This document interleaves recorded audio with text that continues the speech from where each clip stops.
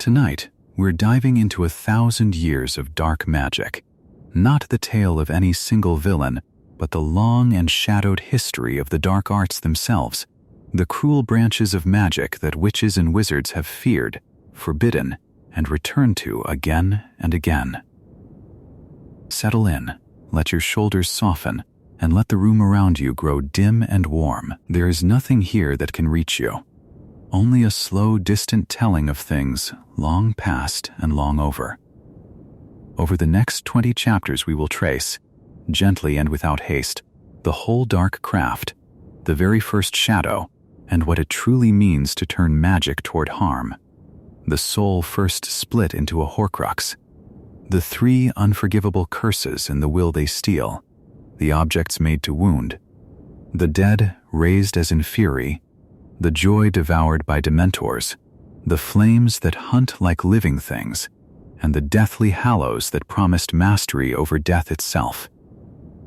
We will follow this dark thread through the greater good of Grindelwald, the 7 torn pieces of one frightened soul, and the night the whole cruel edifice came undone in a ruined castle at dawn. You do not need to hold any of it. These are old griefs, and they are finished. Let the story move through you like a slow tide, and let it carry you, softly, down toward sleep. Let yourself settle now, softly and without any hurry, as we drift back through 1,000 years of wizarding history, back into a world where magic breathes in every stone and every shadow, where wands whisper and old books wait patiently on dusty shelves. Before we speak of the wizards who reached for forbidden things, before we walk beside the sorcerers who tore their own souls apart in search of power that was never meant to be held, we must first understand the thing they reached toward, the thing that has been feared and studied and resisted for as long as witches and wizards have gathered their knowledge together. We must understand what dark magic truly is, and why the wise have always spoken of it in hushed and careful voices. In the wizarding world, magic itself is neither good nor wicked. It is simply power, flowing through the blood of those born to wield it, shaped by the wands they carry and the words they speak and the intentions they hold quietly in their hearts. A flick of the wrist may light a candle in a cold room, or mend a broken cup, or lift a weary traveler gently across a stream. The very same current of power, the very same gift, may also be bent toward cruelty, toward domination, toward the deliberate breaking of another living thing. And it is precisely here, in the turning of that current away from care and toward harm, that the dark arts begin. For the dark arts are not defined by any single spell or any one forbidden word. They are defined instead by purpose, by the desire that shapes them. Magic becomes dark when it is turned toward harm, toward the wish to control another mind, to inflict pain, to seize what is not freely given, and to violate the natural order that holds the living world in its gentle balance. It is the intention behind the wand that matters most of all, the hidden wanting that guides the hand. A curse whispered in envy, a charm twisted to bind and to bend, a working meant to steal the will of another, or to cheat the quiet certainty of death itself. All of these carry the same shadow at their root, the same reaching toward power over others, rather than power shared among them.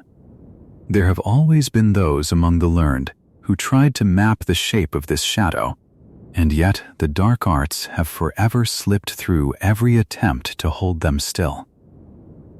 Wise teachers have long described the dark arts as many, and varied, and ever-changing, and eternal. Fighting them, it has been said, is like fighting a many-headed creature. For each time one dark working is understood and defeated, a new one grows in its place, more cunning and more subtle than the last.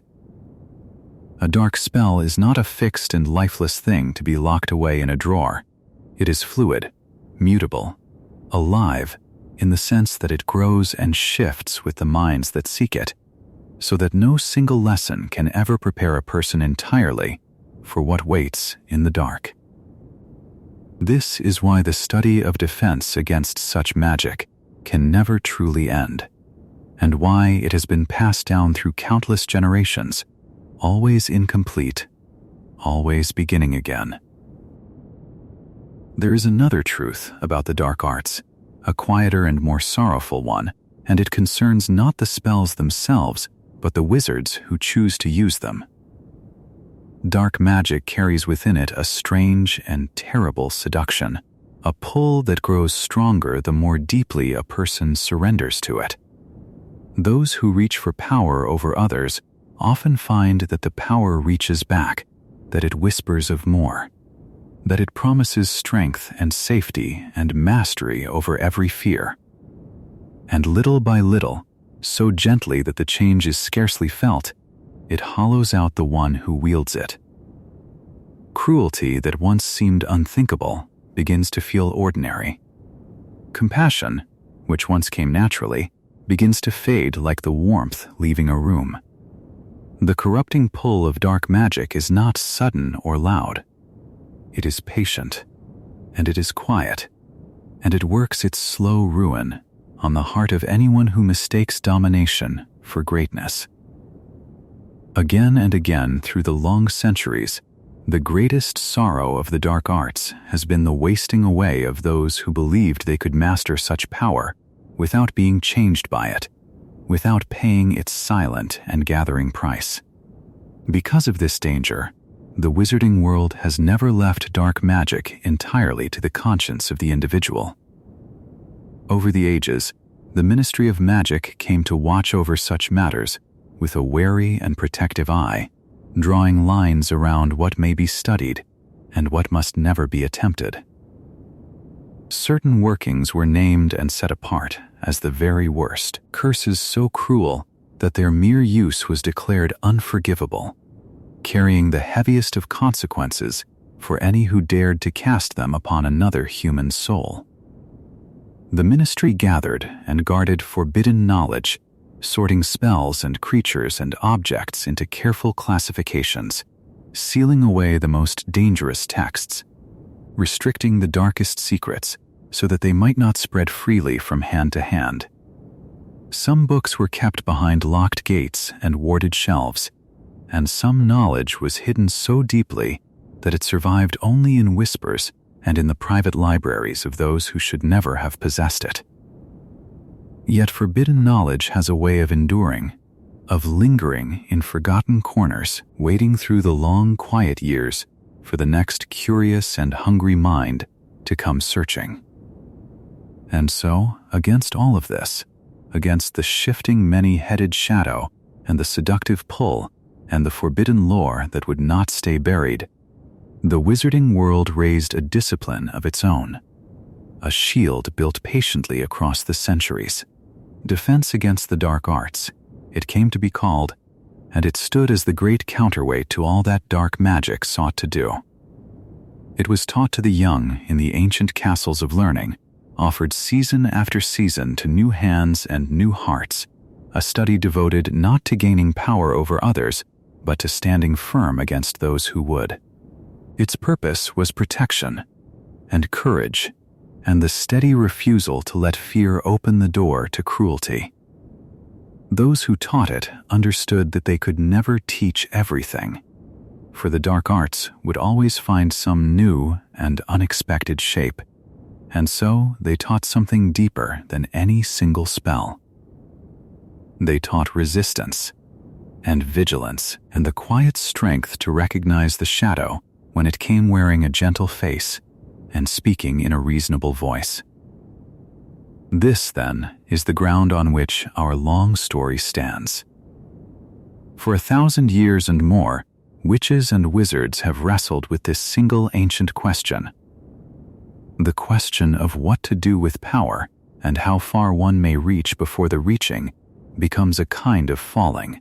Some turned away from the shadow and spent their lives learning to hold it back. Others walked willingly into it, believing themselves wiser or stronger than all who had fallen before them, and they became the very legends we are about to explore. The history of dark magic is not only a history of spells and curses, it is a history of longing and of choices, and of the slow and human ways that good intentions and desperate fears can turn a person toward the dark. Hold that softly in your mind as we begin, and let it carry you gently onward into sleep. Up next in Chapter 2, Herpo the Foul and the Birth of the Horcrux, we'll drift back to the very earliest of the dark sorcerers, the ancient Greek wizard who first dared to tear his soul in two, and discover how a single terrible experiment set loose a shadow that would haunt the wizarding world for thousands of years to come. To understand how dark magic first curled its way into the deepest corners of wizarding history, we must drift very far back in time, back before Hogwarts, back before the great stone castles of medieval Britain, back to the sunlit and shadowed world of ancient Greece, where the oldest and cruelest of secrets were whispered into being. In that distant age, long before the founders were born, and long before the wand and the cauldron had settled into the shapes we know today, there lived a wizard whose name has echoed down the centuries as a byword for cruelty and cold ambition. He was called Herpo the Foul, and though so much of his life has been lost to the slow erosion of time, the horror he set loose upon the world never quite faded away. Herpo was among the earliest recorded parselmouths, one of the very first wizards known to possess that rare and unsettling gift of speaking with serpents. In later ages, this ability would become forever linked with the darkest of wizards, a mark that set them apart and made ordinary witches and wizards uneasy. And Herpo stands at the very root of that long and troubling lineage. He could hiss and murmur to snakes as easily as other men spoke to their neighbors, and the serpents, it is said, listened to him and obeyed. From this strange communion grew an even stranger and more terrible experiment, one that would echo through 1,000 years and eventually coil its way into the very heart of Hogwarts itself. For it was Herpo the Foul who first discovered how to breed a basilisk, that most feared of magical beasts, the great serpent whose gaze alone could kill. The method he uncovered was as unnatural as the creature it produced. He took the egg of a common chicken, an ordinary thing that any farmer might gather without a second thought, and he set it to hatch beneath a toad. And from that grotesque and unlikely union there emerged a monstrous serpent of enormous length and deadly power. The basilisk grew and grew, its scaly body thickening, its yellow eyes carrying death in a single glance, its venom so potent that few substances in all the world could withstand it. Herpo had made something that should never have existed, and in doing so, he showed later dark wizards that the boundaries of nature were not walls, but merely thresholds waiting to be crossed. It was one such basilisk, bred by these same forbidden means, that would one day sleep for centuries beneath the school in Salazar Slytherin's hidden chamber, a slow and patient echo of Herpo's ancient cruelty. Yet as monstrous as the basilisk was, it was not the darkest thing that Herpo brought into the world. That grim honor belongs to another discovery, one so foul and so violent that even among the most ruthless practitioners of the dark arts it has always been spoken of in hushed and fearful tones. For Herpo the Foul was the first known wizard ever to create a horcrux, and with that single act he opened a door that ought to have remained forever closed. To understand what he did, we must speak gently of a very ancient and very cruel piece of magic. A horcrux is an object in which a dark wizard has concealed a fragment of his own soul, and by hiding that fragment away from his body he binds himself to the living world so that even if his body should be destroyed, he cannot truly die. He becomes anchored to life by that hidden splinter of self, tethered to the earth, unable to pass on. It is, in its way, a desperate and monstrous grasping after immortality, a refusal to accept the natural end that comes to all living things. And the price of it, the terrible and unspeakable price, is murder. For the soul, whole and undivided, is meant to remain one single thing, seamless and complete, the truest core of a person. To split it apart is to commit an act of profound violence against oneself, a rending that goes against every law of nature and of decency. And this splitting cannot be achieved through study or cleverness or patient craft alone. It can only be accomplished through the supreme act of evil, the deliberate taking of another human life. Murder tears the soul, and it is through that ragged tear that a fragment can be pried loose and sealed away within an object. Herpo discovered this. Herpo did this. He committed the killing, he felt his own soul fracture, and he hid the broken piece of himself inside a vessel of his choosing. And by that means, he became the first being ever to cheat death through the darkest magic imaginable. There is something deeply mythic and deeply chilling in the antiquity of this discovery, in the thought that so long ago, in a world of olive groves and marble temples and ancient starlit nights, a man looked upon his own soul as something to be broken and hoarded like treasure. The horcrux is not merely a spell among spells. It is a wound deliberately inflicted, a mutilation of the self carried out in exchange for a shadow of eternity. Those who created horcruxes were said to be diminished by the act, made less than human. Their capacity for love and warmth and ordinary feeling worn thin and cold. Herpo, whose very name means the foul, seems to have felt no such loss. Or perhaps he had already surrendered so much of his humanity that there was little left to grieve. And so he lingered in the world, or at least the memory of what he had done lingered, a stain upon history that time could never quite wash clean. For centuries afterward, the knowledge of horcruxes was treated as the most forbidden of all secrets, spoken of only in the rarest and darkest of texts, guarded and hidden and even removed from libraries so that no curious hand might stumble upon it.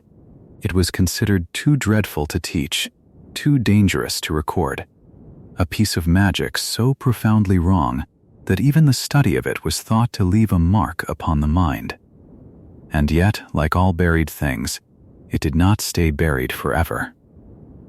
The seed that Herpa the Fall had planted in the ancient world drifted down through the long, slow river of the centuries, passing from one shadowed hand to another, whispered from one dark and hungry heart to the next. And so, more than 1,000 years later, in the cold corridors of a modern age, a young man with a brilliant and pitiless mind would seek out that same forbidden knowledge.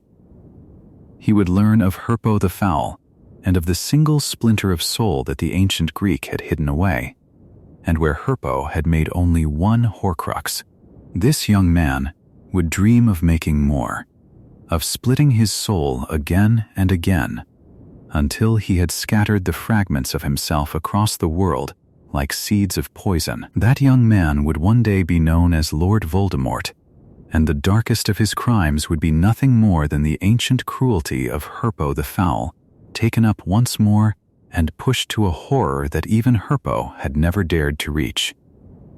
The line that runs between them is long and unbroken, a thread of the same cold ambition stretching across 1,000 years and more, from the sunlit ruins of antiquity to the very edge of our own story. Let us rest for a moment in that thought, in the strange and mournful truth that the greatest evils are so often not new at all, but old, so very old, patient echoes of choices made long ago by hands now turned to dust. Herpo made his single horcrux and passed from the world, and yet the shape of what he did endured, waiting quietly, in forgotten books, for someone willing to pay its terrible price. Up next in Chapter 3, The Killing Curse and the Green Light, we'll drift gently toward the most infamous curse of all, the one word that ends a life in a flash of cold green light, and we'll wander slowly through where it came from and why it fills every wizard's heart with such a deep and ancient dread. Chapter 3, The Killing Curse and the Green Light. From the trembling laboratory of Herpo the Foul, where the very first horcrux had been sealed away inside a quiet vessel of bone and silver, the long, slow river of dark magic carried something else forward into the centuries, something even older in its shape and even simpler in its cruelty. And that something was the curse the wizarding world would one day learn to whisper only with great care. The incantation of two soft words, Avada Kedavra, the Killing Curse. Let us settle into the telling of it gently, the way one might approach a sleeping thing in a darkened room, without haste and without fear. For though the subject is death, we will hold it at a great and comfortable distance, the way one holds a faraway star, seen but never touched. Of all the spells that the old wizards had gathered and named across the long ages, 3 came in time to be set apart from every other, marked and sealed and called by a single grave title, the Unforgivable Curses. There were 3 of them in all, and each carried a weight so heavy that the mere casting of one upon another human being was thought a thing beyond mending. The Killing Curse was the last and the darkest of these 3, the one from which there was truly no return. And it is this one that our 3rd chapter turns to now, quietly, as the candle burns low. When the Killing Curse was cast, those few who saw it and lived to speak of it described always the same 2 things, and the memory of them settled into the collective mind of wizardkind like the memory of a single vivid dream. First there came the light, a flash of green, a jet of brilliant emerald fire that leapt from the tip of the wand in a single instant, brighter than any lantern, and gone almost as swiftly as it came.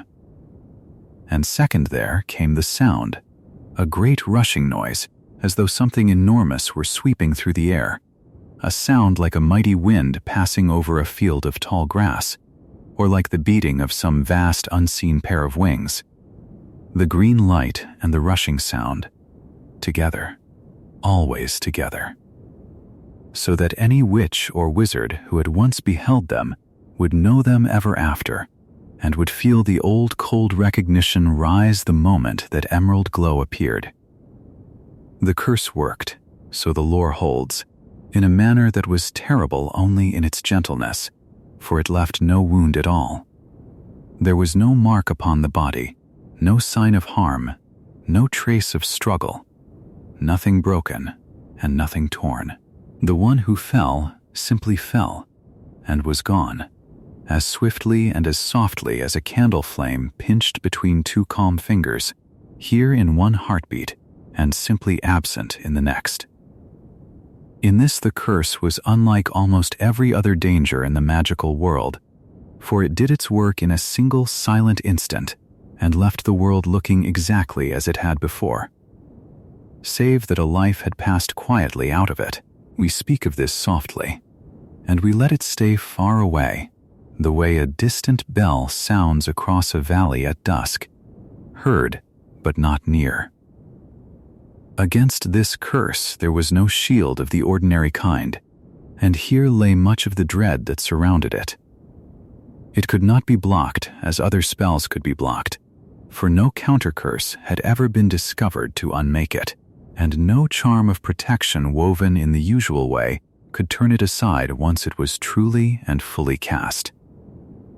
The only escape from the green light was to be somewhere the green light was not, to step aside, to drop low, to let it pass by in the empty air, or else to place some solid thing between oneself and the wand, some wall, some object, some barrier of matter that would receive the curse in one's stead.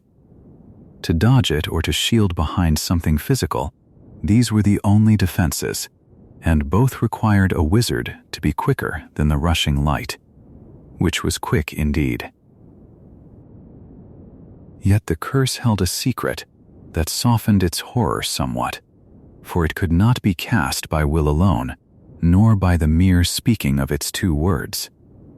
The lore is clear and steady upon this point, that the killing curse demanded of its caster a genuine intent, a true and powerful desire to bring about the end, a coldness of purpose that reached down into the heart. A witch or wizard who spoke the words without truly meaning them, without that deep and deliberate wish, would find that nothing happened at all, perhaps only a faint stir of air, a spell that fizzled and died upon the lips. The curse asked for the caster's whole cruel intention, and it would not stir for anyone who did not truly and fully give it. In this strange way, the darkest of spells kept a kind of accounting, and marked those who wielded it as ones who had chosen, wholly and knowingly, the thing they did. Even the name itself carried a curious old shadow within it. Some among the keepers of magical history have supposed that the words Avada Kedavra sprang from a far older incantation, a phrase once used by healers in the ancient tongue, a charm that meant something close to let the thing be destroyed, spoken over illness and injury, so that the sickness itself might be undone and the body made whole again. If that supposition is true, then the killing curse was born of a twisting, a healer's gentle words turned slowly inside out across the centuries, until the very phrase that had once been spoken to banish disease became instead the phrase that banished life. There is a quiet sorrow in that thought, a spell of mending remade into a spell of ending, and we let it drift past us softly as we settled deeper into the stillness of the night. Through the long dark seasons of the Wizarding Wars, when fear moved through the hidden corners of the magical world like a cold fog, the killing curse was spoken far too often, and many good witches and wizards fell before that green light in those troubled years. Yet in all the countless times the curse was cast, the lore records but a single soul who ever met it and lived, and that soul was an infant, a small child not yet even 2 years old, a boy named Harry. Upon that one night the green light came for him, as it had come for so many others, and yet the child remained, breathing and whole, marked only by a thin, curious scar upon his brow in the shape of a slender lightning bolt. Why the curse failed against him alone, when it had failed against no one else in all its long and terrible history, remained for many years the deepest and most whispered mystery in the whole of the magical world, a puzzle that even the wisest could not readily unfold. And because the killing curse was a thing of such finality, and because its use had brought so much grief, the Ministry of Magic in time set the harshest of penalties upon it. To cast the killing curse upon another human being was made a crime beyond nearly all others, punishable by a sentence of life within the walls of Azkaban, that grim and lonely fortress set out upon its cold northern sea, where the Guardians of Despair kept their endless watch. One casting of those 2 soft words, if proven, was enough to send a witch or wizard into that darkness for the whole of their remaining days, and so the law itself came to mirror the weight the curse had always carried in the hearts of wizardkind. So the green light passes now out of our telling, softly, the way it always came and always went, and the rushing sound fades once more into a gentle quiet, and we may rest a moment in that quiet before we go on. Up next, in Chapter 4, the Cruciatus Curse and the Art of Pain, we'll drift into the story of the second of the 3 unforgivable curses, a spell that did not end a life at all, but sought instead to wound the spirit, and will follow its slow, strange history through the calm, dark hours. So let your breathing settle and your thoughts grow soft, and we will meet again beneath the next quiet page. Chapter 4. The Cruciatus Curse and the Art of Pain. And so we drift onward, gently, from the silence left behind by the first of the unforgivable curses, that quiet green flash which ended life without a mark, and we turn now, softly and without fear, toward the second of the 3, the one the wizarding world came to call the Cruciatus Curse. Its incantation was a single word, crucio, and it did not kill. And it did not maim the body in any way that the eye could see.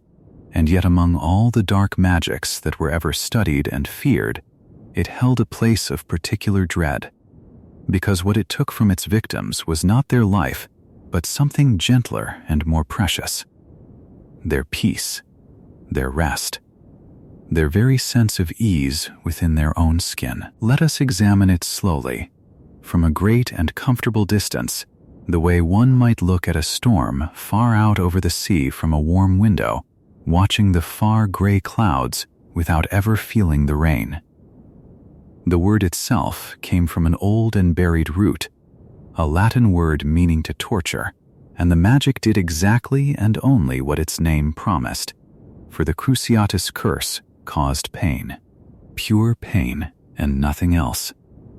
Pain that filled the whole of a person without ever leaving a single bruise or scratch upon them.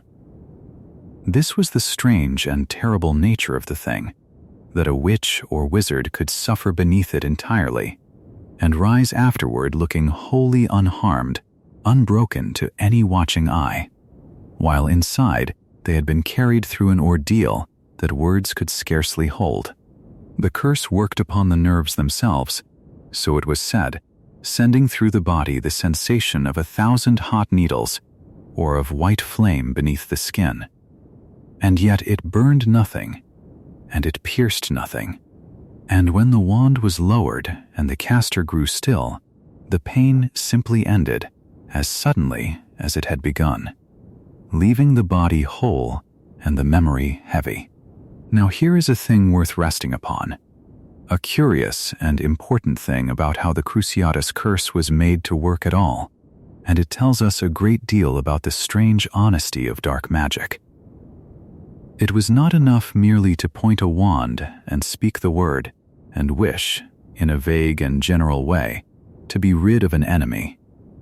To make the curse truly bite, the one who cast it had to want it, genuinely and deeply, had to wish with a real and hungry heart to cause pain, and had to take a kind of pleasure in the causing of it. The clean, bright anger of a good person, however fierce, however justified, was simply not enough to power the curse to its full and dreadful strength. A decent soul might shout the word in a moment of fury and grief, and the curse would flicker and sting for a heartbeat, and then fade, weak and half-formed, because that soul, however wounded, did not truly delight in the suffering of another. Cruelty was the fuel, and only real cruelty would do, and so the curse became, in a quiet and revealing way, a kind of mirror, showing plainly what lived in the heart of whoever raised the wand. Among all those who ever wielded this curse, one name rose above the rest in the memory of the wizarding world, and that name was Bellatrix Lestrange. She was a witch of the old and proud pure bloodline of Black, and she had given herself wholly and joyfully to the service of the darkest wizard of the age. And in her the Cruciatus Curse found a caster who needed no effort at all to make it work, for the wish to cause pain lived in her as naturally as breathing. She was, by every account, the most infamous wielder the curse ever knew, and she cast it not with reluctance, but with a terrible relish, as though pain were an art and she its devoted student.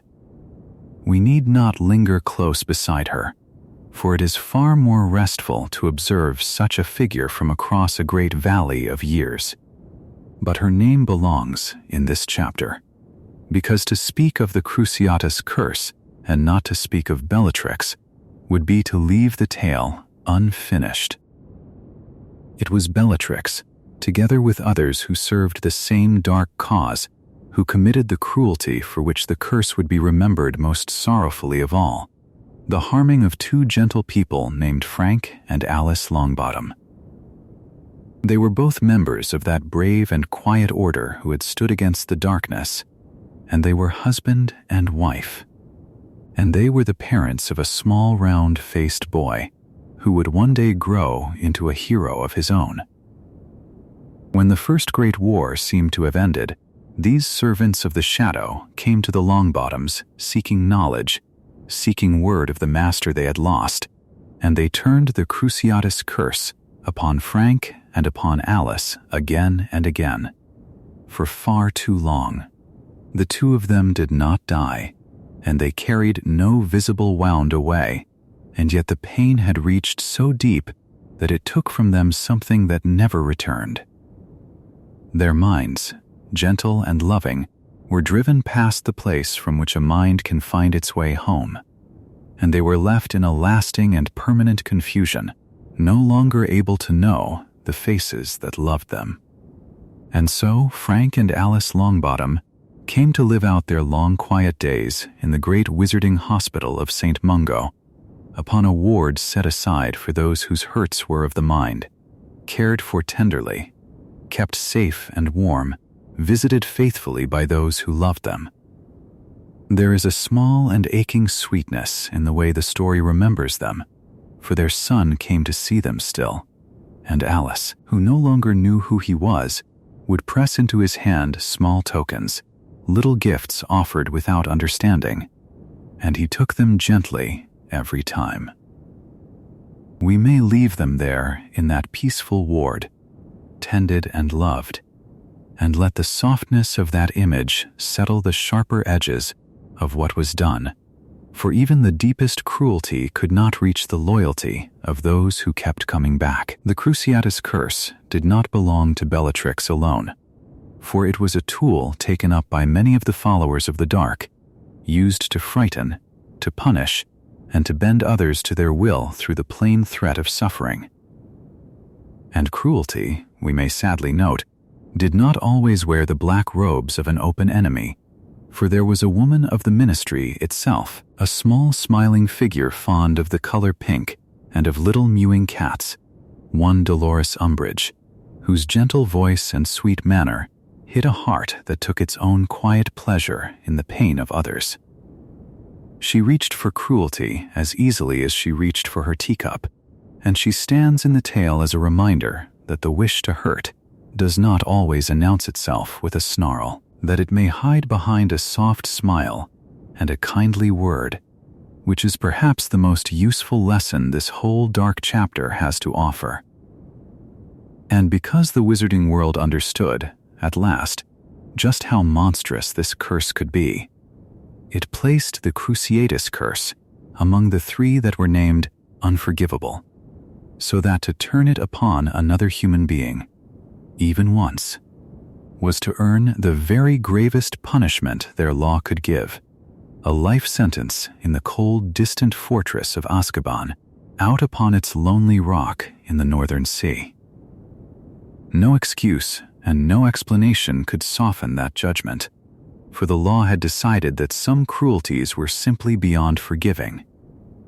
Let the memory of it grow soft and small now, a storm seen far away and already passing. We have looked upon pain from a safe and gentle distance, and we may set it down.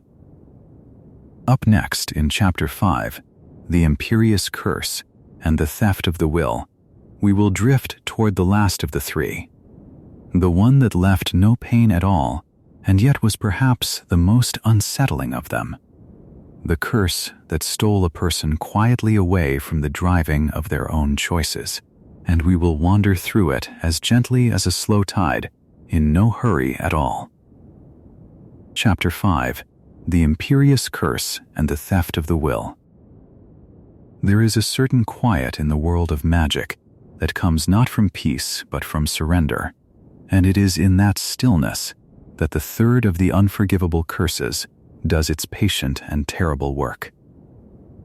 The Cruciatus Curse, which we followed through the last chapter, tears at the body and fills every nerve with fire, and its horror is written plainly across the face of the one who suffers it. The Imperious Curse is different, and in some ways it is the most insidious of all the three, for it leaves no mark upon the skin and no scream upon the lips, and the one who falls beneath it may look, to any watching eye, entirely calm and entirely content.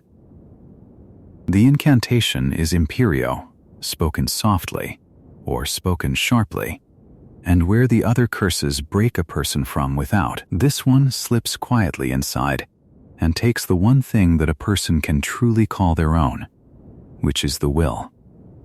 To understand the weight of that word, one must first understand what the will is.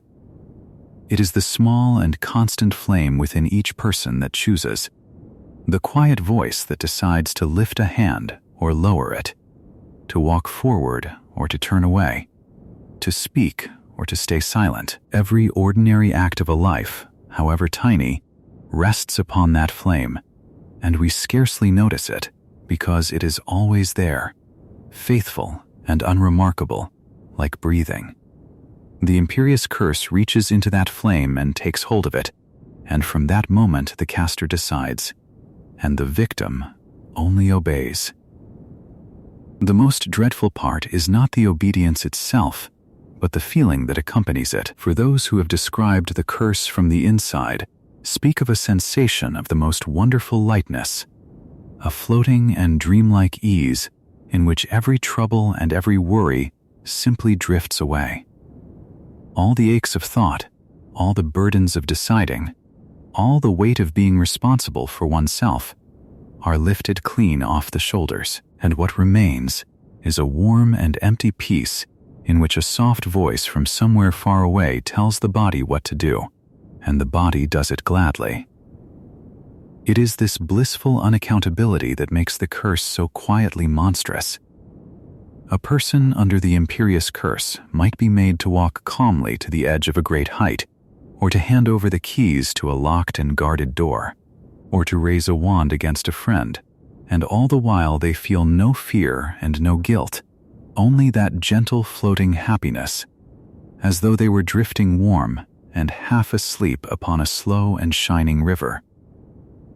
They are not aware that anything has been stolen from them, and that is the deepest cruelty of it, for the theft is so complete that the one robbed does not even know to mourn. During the first Wizarding War, when the wizard whose name so many feared was gathering his strength and spreading his shadow across the land, the Imperious Curse became one of the darkest instruments of his followers. With it, a single dark wizard could turn honest and gentle people into unwitting servants, could open doors that should have stayed forever closed, could set neighbor against neighbor without any of them ever choosing such a thing in their hearts. Officials of the Ministry of Magic were said to have been controlled in this way, their signatures and their orders bent to purposes they would never have allowed had their own wills remained their own. And so a terrible confusion spread through those years, a confusion that lingered long after the first fall of the Dark Lord, because when the fighting quieted and the reckoning began, a great many people stood before the courts and claimed that everything they had done under the Imperious Curse. For some of them this was the simple and sorrowful truth, and they had indeed been puppets in the hands of another, guiltless of the deeds their bodies had performed. But for others the claim was only a clever shield, a way to slip free of the punishment their crimes deserved.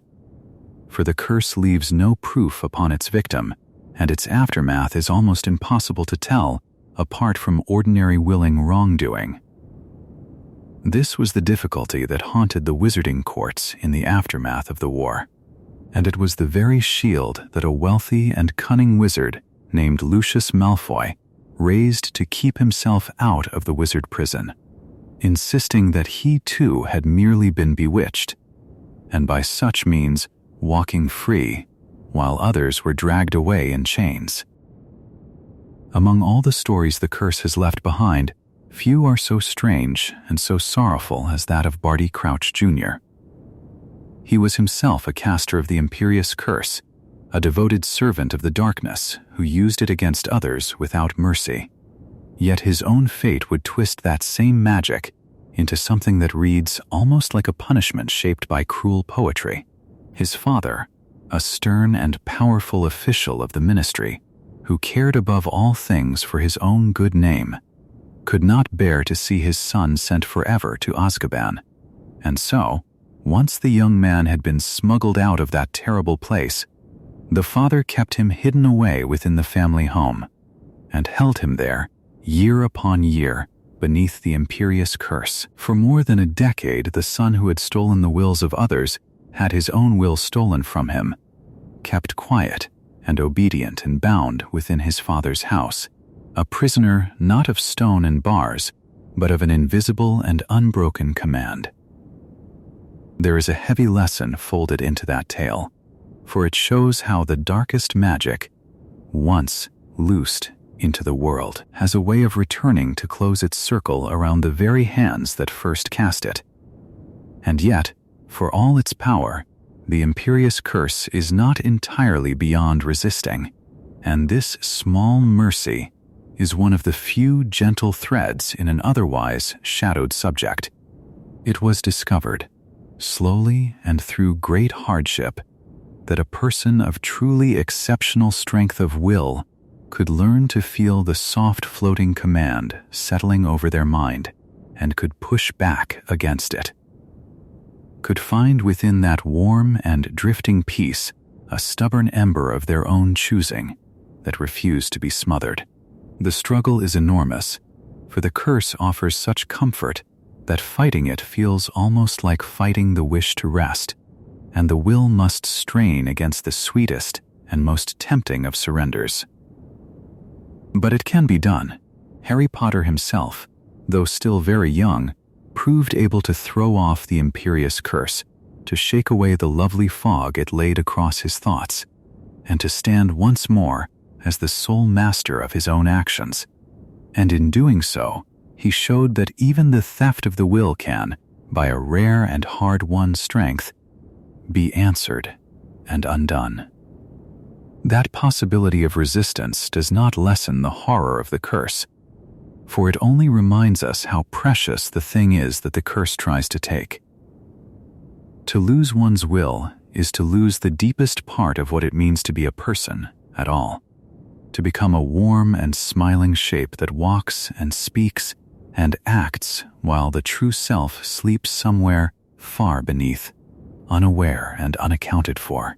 It is for this reason that the wizarding law placed the same grave weight upon the Imperious Curse as upon the other two, marking it unforgivable, so that any wizard or witch who cast it upon a fellow human being faced a sentence of a lifetime within the walls of Azkaban. The body may heal and the memory may fade, but a stolen will is a wound to the very soul, and the law, in its solemn way, understood this. And so we leave the three unforgivable curses behind us: the curse that kills, the curse that tortures, and the curse that steals the will, and we turn our slow and drowsy thoughts toward a different kind of darkness, older and colder, and coiled deep beneath the stones of a school. Up next in Chapter 6, The Basilisk and the Serpent Magic of Slytherin. We'll drift down into the hidden chamber and the long green silence of the Great Serpent, and follow the ancient thread of snake speech that binds a certain founder and a certain boy across 1,000 quiet years. Chapter 6, The Basilisk and the Serpent Magic of Slytherin. And so, as the memory of the Imperious Curse settled quietly into the past like dust drifting down through a still and darkened room, the long history of dark magic turned its slow attention to a far older name. A name that had lingered at the very roots of the wizarding world for nearly 1,000 years. For before there were ministries and courts, before there were long lists of forbidden curses, there was a school raised upon a wild and lonely hill, and there were 4 great witches and wizards who built it together, and one of them carried within him a shadow that would echo down the centuries.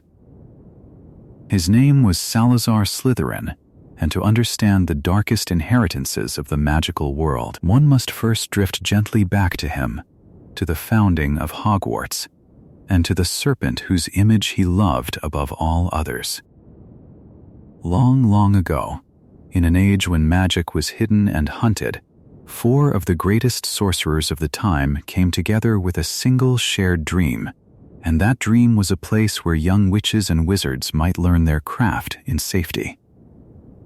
There was brave Godric Gryffindor, and there was kind Helga Hufflepuff, and there was clever Rowena Ravenclaw, and there was cunning Salazar Slytherin. Together they raised the castle stone by stone, and together they gathered the first students to its warm and glowing halls, and for many peaceful years, the 4 of them taught side by side in the greatest friendship.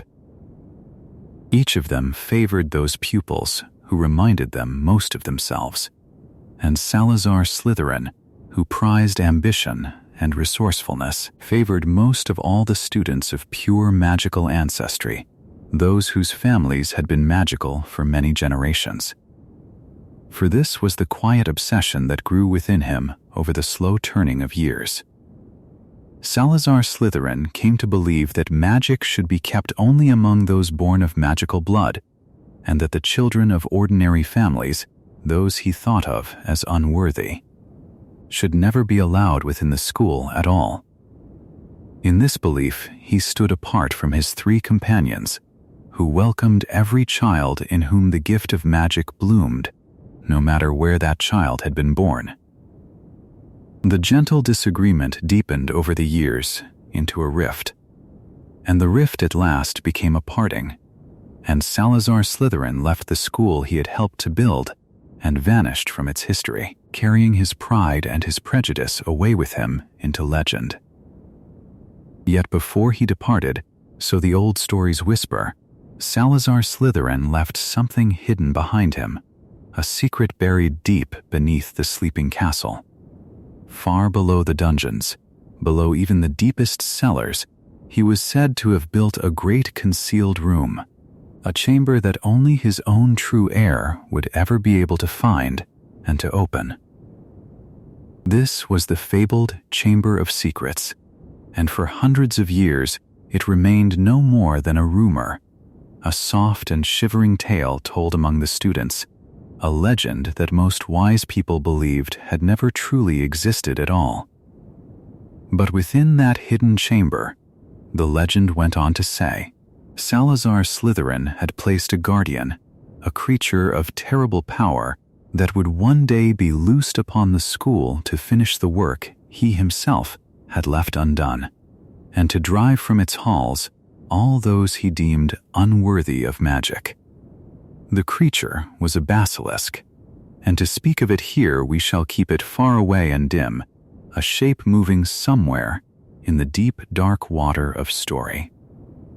For it belongs more to myth than to the waking world.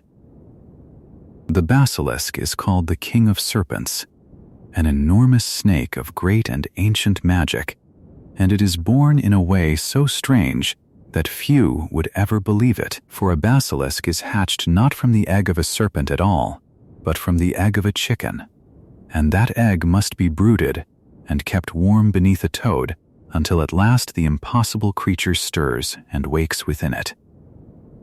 Once grown, the basilisk may live for many hundreds of years, and its most fearsome power lies in its enormous yellow eyes. The direct gaze of a basilisk brings instant death to any who meet it. And yet, and here the old magic softens into a kind of mercy. If that gaze is seen only indirectly, reflected in water, or glimpsed through some other surface, then the victim is not killed, but merely petrified, frozen still and cold as stone until a cure can be found. Spiders flee before it, and the crowing of a rooster is deadly to it, and so even the king of serpents has always had its quiet weaknesses woven into the tale. Now the secret that bound Salazar Slytherin to this creature was a rare and remarkable gift, a gift he carried in his own blood and passed down through all the long generations of his descendants. That gift was Parseltongue, the language of serpents, the strange soft hissing speech that allows a witch or wizard to talk with snakes as easily as you or I might speak with a friend. Those who possess it are called Parselmyths, and the ability is exceedingly rare, appearing only here and there across the centuries, most often in the line that traced itself back to Salazar Slytherin himself. Because the great serpent hidden beneath the school could only be commanded in this serpent tongue, only a true heir of Slytherin, only one who could speak as snakes speak, would ever be able to open the chamber of secrets and call forth the creature waiting within. Down the long, slow river of years the gift traveled, from Salazar Slytherin to child after child, growing fainter in some ages and stronger in others, until at last it flowed into a family called the Gaunts, a proud and impoverished house who clung fiercely to the memory of their famous ancestor. Among them was a man named Marvolo Gaunt, who treasured above all his possessions a heavy golden locket marked with a serpentine letter S, the very emblem of Slytherin, and who boasted endlessly of the pure and ancient blood that ran within his veins.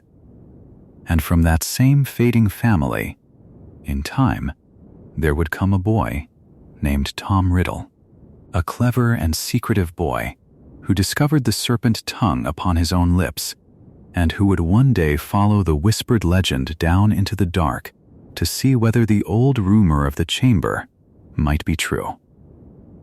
For the Chamber of Secrets had been opened once before, long ago, in the years when that very boy walked the halls of the school as a student. In that distant time the hidden creature was loosed into the corridors, and here and there its reflected gaze fell upon the unwary, and one by one certain students were found frozen and petrified, stone still, until at last the mystery could be unraveled. And in that long-ago season of fear, a young girl lost her life, a quiet and lonely girl, who would afterward be remembered by the sad and drifting name of Moaning Myrtle, her spirit lingering ever after in the very place where the shadow had found her. So the ancient serpent magic of Salazar Slytherin passed, at last from mere legend into the wounded memory of the school itself. And this is the deepest truth to carry softly into sleep tonight, that the image of the serpent has coiled through the whole long history of dark magic, from its earliest days, gliding silently beneath every darker chapter. From the founder who prized pure blood, to the hidden monster, to the fading family, to the boy who bore their gift. The snake became a symbol, a quiet emblem of an old and dangerous idea.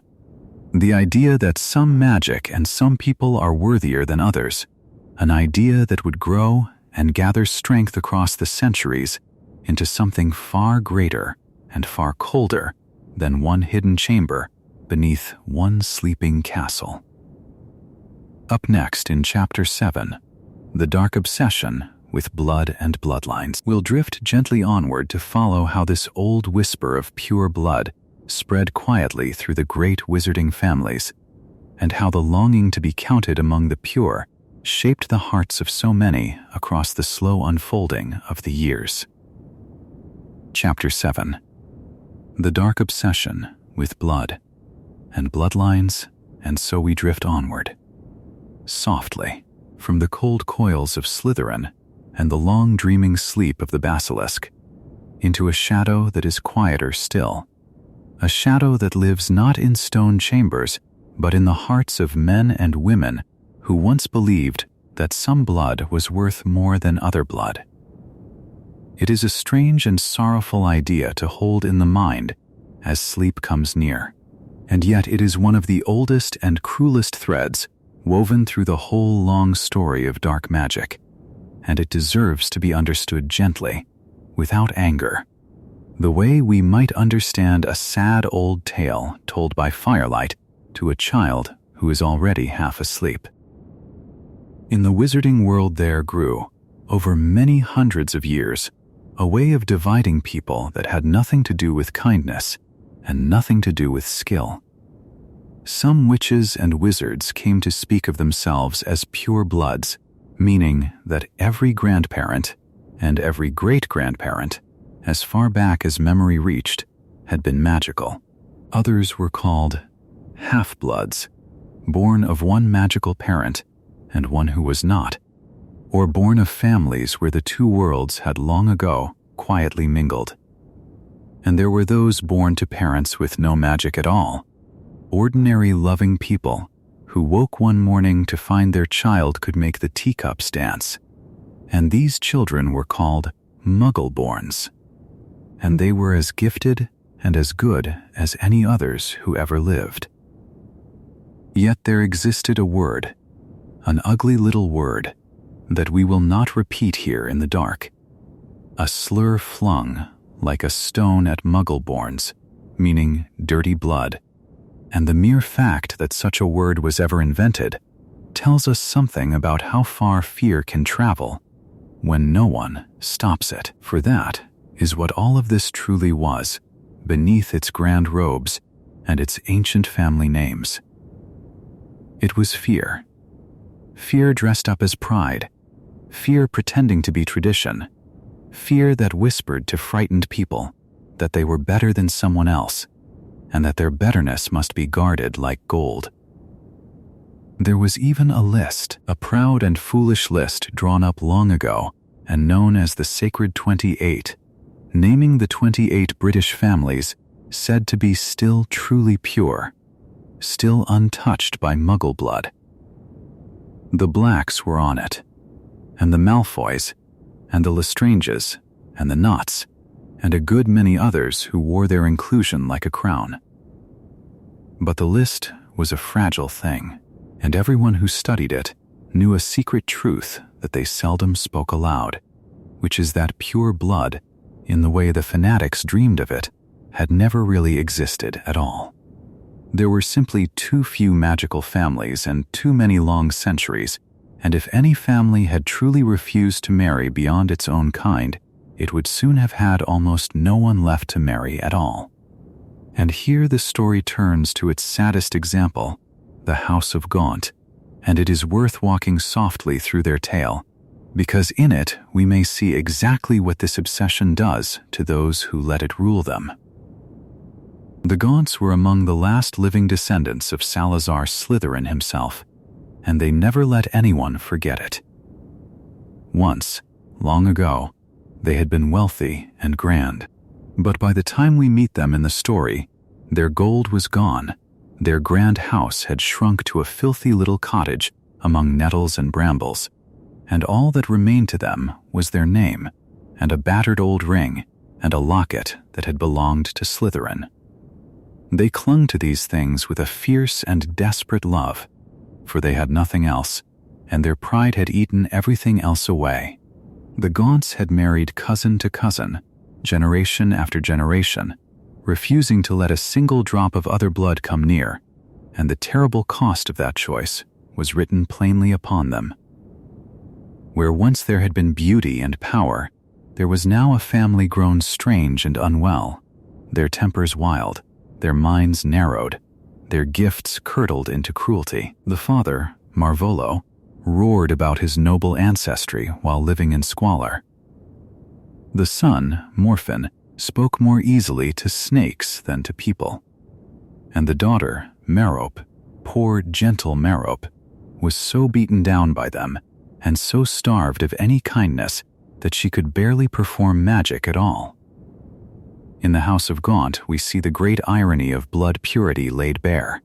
For the very inbreeding that was meant to keep them strong had instead hollowed them out, until almost nothing remained but hunger and pride and ruin. It was from this crumbling, sorrowful house that the darkest wizard of the age would one day descend, though that is a tale for another night. What matters now, as your breathing slows, is to understand how such fear could be gathered up and turned into a weapon by those clever and cold enough to try. For prejudice, left alone, is a small and private poison. But there have always been those who saw in it a great and terrible power, and who fanned it into flame. There was Gellert Grindelwald, brilliant and charming and utterly without mercy, who dreamed of a world where wizards ruled openly over muggles, for their own good, he claimed, though the good he meant was only his own. He gathered followers by promising them that they were the rightful masters of the earth, and many came, because it is a sweet and dangerous thing to be told that you are better than others. And later, out of the ashes of the House of Gaunt, there rose another, greater and colder still, who took the old dream of blood purity and made of it a whole dark movement, promising the pure bloods that he would cleanse their world and raise them up above all others. Yet here lies the deepest irony of the whole sorrowful tale, an irony so quiet and so complete that it is almost gentle. This wizard who preached blood purity above all things, who taught his followers to despise the Muggle-born and to worship the untainted line, was himself a half-blood. His mother was the last broken daughter of the Gaunts, and his father was an ordinary Muggle man who never wanted him. The great champion of pure blood carried Muggle blood in his own veins, and he hid this truth and buried it, and built a new name for himself, precisely because he could not bear it. The whole cruel dream, it turns out, was built upon a lie about the very man who dreamed it loudest. And so we come, softly, to the truest thing this chapter has to teach, the thing worth carrying down into sleep. The obsession with blood was never really about blood at all. It was about the fear and the hatred of the other, of the one who is different, the one who does not belong to us, and that fear is itself a kind of dark magic. It is the soil in which every curse takes root. For before anyone can bring themselves to harm another, they must first learn to see that other as less, as lower, as not quite deserving of gentleness. The curses and the poisons and the terrible spells of the dark are only the last small step. The first step, and by far the greater one, is the closing of the heart, and that is why the light of the wizarding world was never truly held by the strongest or the purest, but always and only by those who kept their hearts open and who loved.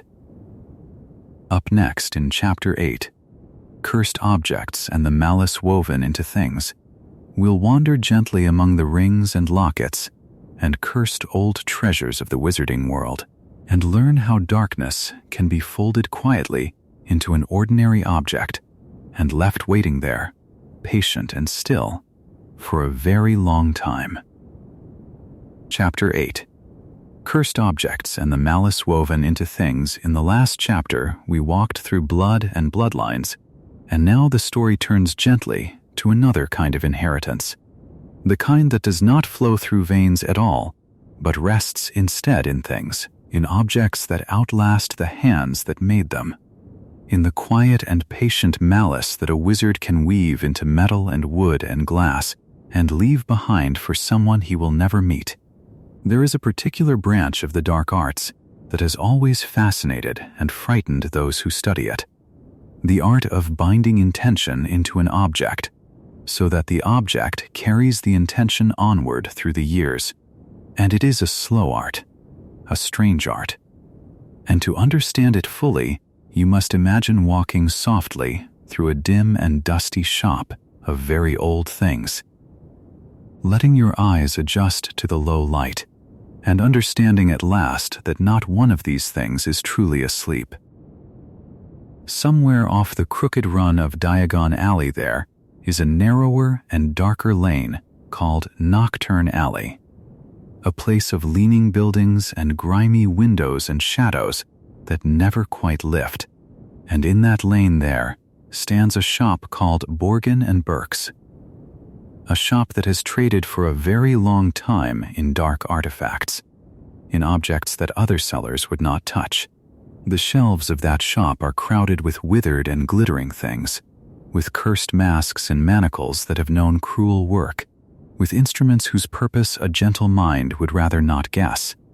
And the two men who keep the shop, oily and careful and unhurried, understand better than almost anyone that an object can be made to hold hatred the way a bottle holds wine, sealed and waiting and ready to be poured.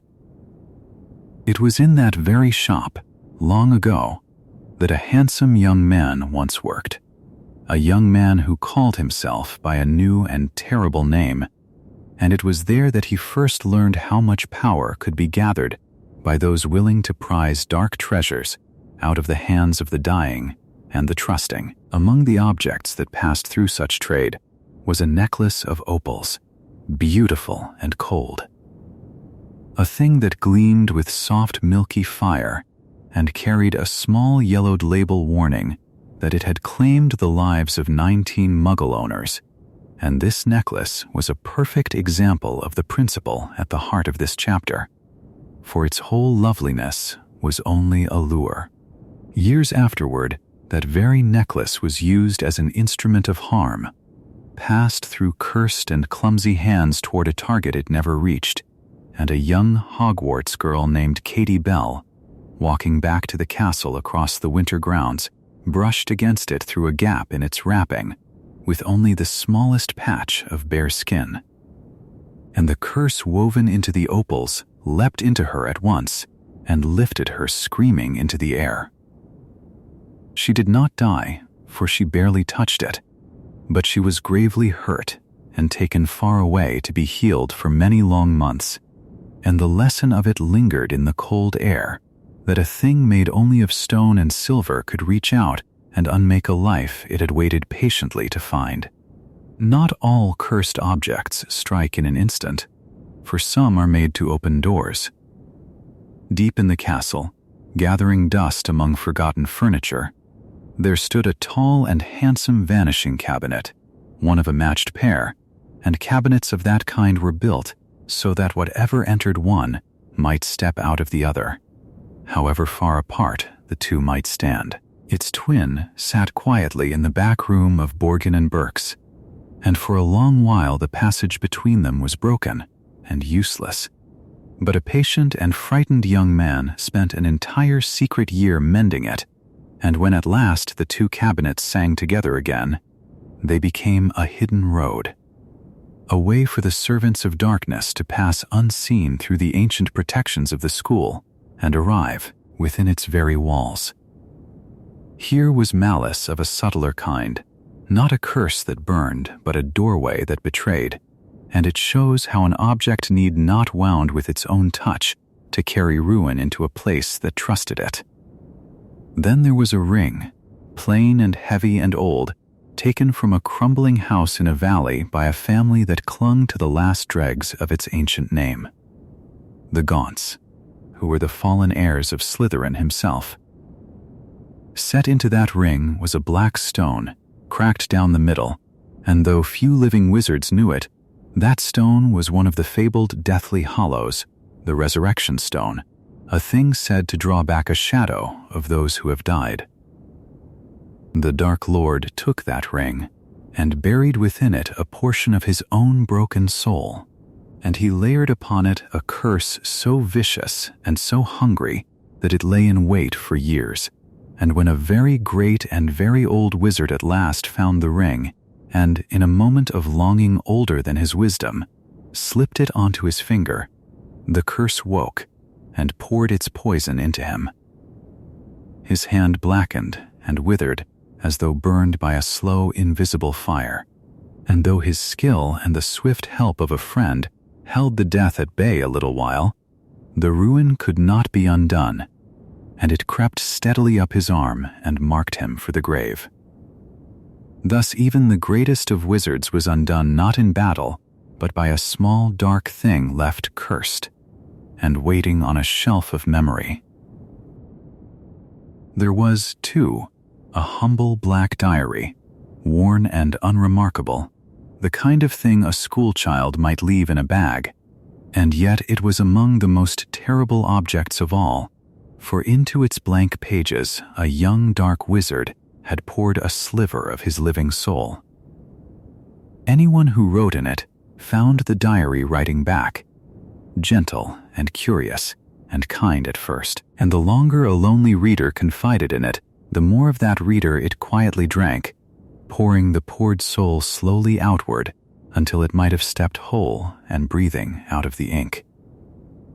Here was the deepest secret of this dark art laid bare, that an object could hold not merely a curse, but a piece of a person, patient and hungry across the years, waiting for a warm and trusting hand. And there was a locket, heavy and golden, marked with a serpentine letter, an heirloom of Slytherin passed down and sold and stolen and hidden, and it too was made to carry a fragment of the same shattered soul, so that it hung cold and watchful and heavy on any chest that wore it, whispering doubt into the wearer without ever speaking a word. There were smaller cruel things as well, such as the Hand of Glory, a withered and pickled hand that gave light only to the one who held it and left all others in darkness, a helper of thieves and a friend to no honest soul, and it too rested for a time upon those crowded shelves. So the principle stands, gentle and grave, that objects can carry protection or ruin, patience or hatred, tenderness or malice, across centuries and out of the reach of the hands that shaped them, and that a thing which seems only to lie still may in truth be waiting. Some objects are made to guard, and some are made to harm, and the difference between them can be hidden beneath the same soft gleam. And yet even these cursed things belong to the living world, to metal and stone and ink, while a far stranger darkness waits beyond them, one that stirs not in objects, but in the still and silent bodies of the dead. Up next, in Chapter 9, Inferi and the Defilement of the Dead, we'll drift softly down toward the cold and secret places where dark wizards bend lifeless bodies to their will, and we'll learn, slowly and gently, what it means when the dead are made to rise and walk. Chapter 9. Inferi and the Defilement of the Dead there are wounds in the fabric of magic that never quite close, and among the deepest of these is the disturbing of the dead, for the dead are meant to rest, and the world is gentler when they are left to their long and quiet sleep. In the world of wizards there was a name given to a corpse that had been lifted out of that rest and made to move again, and that name was Inferius. And when there were many of them together, they were called Inferi, and even to speak the word softly was to feel a small and sorrowful chill pass through the room. An Inferius was a dead body, once a living person with a name and a face and a life now finished, that a dark wizard had reached down and touched with his will and bewitched into rising once more, not to live, for life could not be given back in that way, but only to move and to walk and to obey. It is important to understand, gently and without fear, what an Inferius truly was, and what it was not. It was not a ghost, for a ghost was the faint silver imprint of a soul that had chosen to linger, a memory of a person that could speak and remember and feel. An Inferius had none of that. It had no soul within it, and no thought behind its cold and empty eyes, and it felt nothing at all, neither pain, nor sorrow, nor anger, nor hunger. For the person who had once lived inside that body had long since departed to wherever the dead go, and was at peace, and was not touched by any of this. What walked was only the flesh, the empty house with the family gone, moved from the outside by a will that was not its own, as a puppet is moved by the strings in the hand above it. And Inferius had no purpose of its own, and no desire, and no choice. It simply did what the dark wizard who had made it wished it to do. And when it was not commanded, it stood still and silent in the dark, waiting, as patient as stone, for it had nowhere to go and nothing to want. Because they were made of the cold and lifeless dead, the Inferi loved all the things that belonged to coldness and to darkness. They loved the deep chill of places where the sun never reached, and they loved the black stillness of caverns far beneath the earth, and they loved the quiet of the grave, for they were creatures of the shadow and the frost, and light and warmth were strange and hateful to them. And so it followed, as surely as night follows the setting of the sun, that the one thing the Inferi feared above all was fire. A flame, warm and living and bright, was the very opposite of everything they were, and they shrank from it and fled from its glow, for the heat of it was unbearable to bodies made for the cold, and the light of it drove them back into the dark from which they had been called. This was their single great weakness, softly kept, and it meant that one who carried fire, one who could summon a ring of living flame, could hold back even a great many of them, and pass through them, and keep them at bay.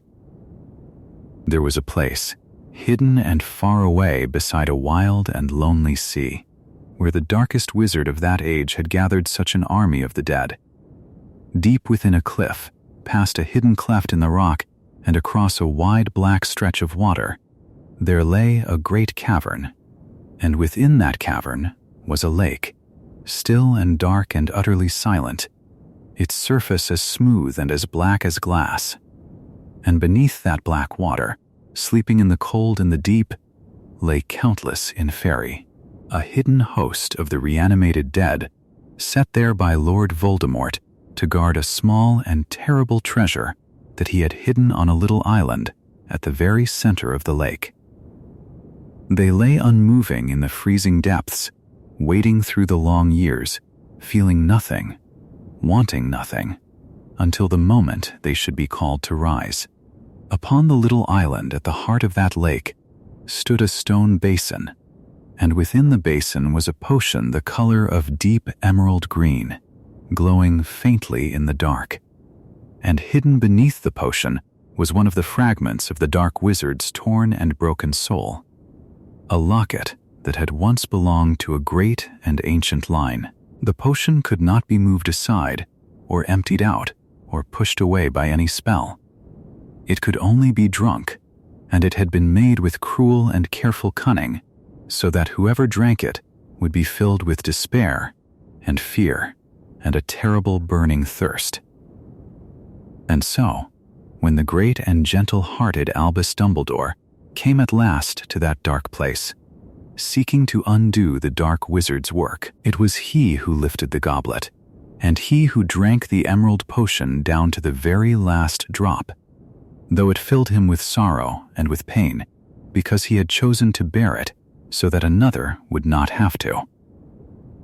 And when the potion was drunk, and the thirst rose up in him, and he reached for the black water to soothe it, the cold hands of the Inferi stirred in the depths, and the sleeping dead began to rise. They came up out of the lake in the darkness, pale and thin and dripping, a slow and silent multitude, reaching with white and clutching hands, drawn upward by the disturbing of the water and the will of the one who had placed them there. And yet even then there was no cruelty in them, for they had no hearts to be cruel with, and no malice and no joy. They were only the dead, made to obey, doing the single dull task they had been left to do. And against them, in that hopeless dark, there rose a defense older and warmer than any curse. For fire came leaping up in a great bright ring, a roaring wheel of golden flame conjured to encircle and to guard, and the Inferi fell back from the heat and the light of it, shrinking away, tumbling back down into their cold black water, and the living passed by them and were not taken. Of all the dark arts that the wicked have ever practiced, few have offended the deep and quiet order of things as much as the making of the Inferi, for it took what should be most gently left alone, the resting body of one who had died, and it bent that stillness into a tool, and it turned the peace of the grave into a servant of cruelty. It gave no true life, and it granted no mercy. It was a hollow mockery of living, a shadow wearing the shape of a person who was no longer there, and the making of it left a stain upon the world that no fire could ever quite burn clean. And yet through all of it, the dead themselves were untouched and unharmed, gone on ahead into their rest, and it is well to remember, as the night grows soft and deep around you, that only the empty flesh was ever troubled, and never the soul, which had long since slipped away into a warmer and a kinder dark than any cavern by the sea. Up next in Chapter 10, Dementors and the Feeding on Joy, we'll drift softly into the tale of the tall gray hooded shapes that glide over cold water, and learn how they drink away happiness and warmth, and how one small and shining spell of pure remembered gladness can hold their shadow gently back. Chapter 10, Dementors and the Feeding on Joy, where the last chapter left us among the drowned and silent Inferi. The cold that gathers now is a different kind of cold, and it does not rise from the water, but from the air itself, and it is best to meet it slowly, gently, from the warm and quiet place where you are resting.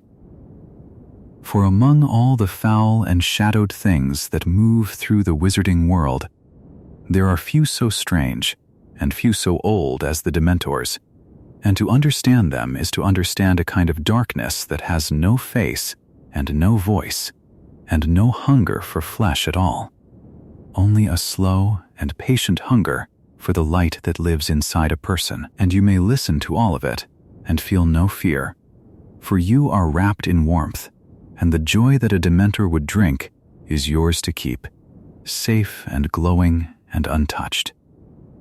A Dementor does not walk as a person walks, nor fly as a bird flies, for it glides, drifting a little above the ground the way mist drifts across still water in the earliest hours before dawn. It is tall, taller than a tall man, and it is wrapped from head to foot in a hooded cloak the color of old shadow, a cloak that seems always to be rotting slowly at its edges, trailing away into darkness. Beneath the hood there are no eyes, for a Dementor is sightless and has no need of eyes, and where a face should be there is only a smooth and gray and glistening skin, blind and patient. Its hands, when they show, are the hands of something that has been very long in the water, grayish and slick and scabbed, and it senses the world not by sight, but by feeling, by reaching out through the dark toward the warmth and the happiness of living things, the way a cold hand reaches, without haste, toward a fire. You will always know when a Dementor is near, long before you see it, because the world grows cold. It is a cold that does not come from winter and cannot be answered by any coat or blanket, for it settles inward, beneath the skin, into the chest, into the quiet places where a person keeps their gladness. A fog gathers, thin and pale, and the light in the room or on the road seems to dim and thin as though a shutter had been drawn slowly across the sun. And into that cold and that fog the Dementor drifts, and it begins to feed, not upon the body which it leaves untouched, but upon every warm and happy thing the mind has ever held. Peace is drawn out first, and then hope, and then joy, gently and completely, the way heat leaves a stone at nightfall, until the person left behind can remember nothing good and can feel nothing but the worst that has ever happened to them, replaying softly in the empty dark. For this reason, the Dementors were set, long ago, to guard the wizard prison of Azkaban, that grim fortress far out upon a lonely island in the cold northern sea. There the Dementors glided along the corridors as watchmen who could never be bribed and never be charmed, and they held the prisoners not with locks alone, but with despair, for no captive could keep a single glad thought in mind while such creatures drifted past the door. Year upon year the prisoners sat in their stone cells, and the Dementors fed slowly upon them, drawing the warmth out of them a little at a time, until many of them simply faded, sitting in the dark with only their worst memories for company, rotting quietly away inside their own sorrow. For centuries this was the way of Azkaban, and the wizarding world thought it a kind of order, and called it justice, and shivered when it spoke the fortress name. There is one thing more that a Dementor can do, and it is the worst thing of all, and it is called the Dementor's kiss, though there is no love in it and no warmth. When a Dementor lowers its hood and presses what serves it for a mouth against the mouth of a living person, it draws out not memory only, but the very soul itself, the deep and secret self that makes a person who they are, and it swallows that soul entirely.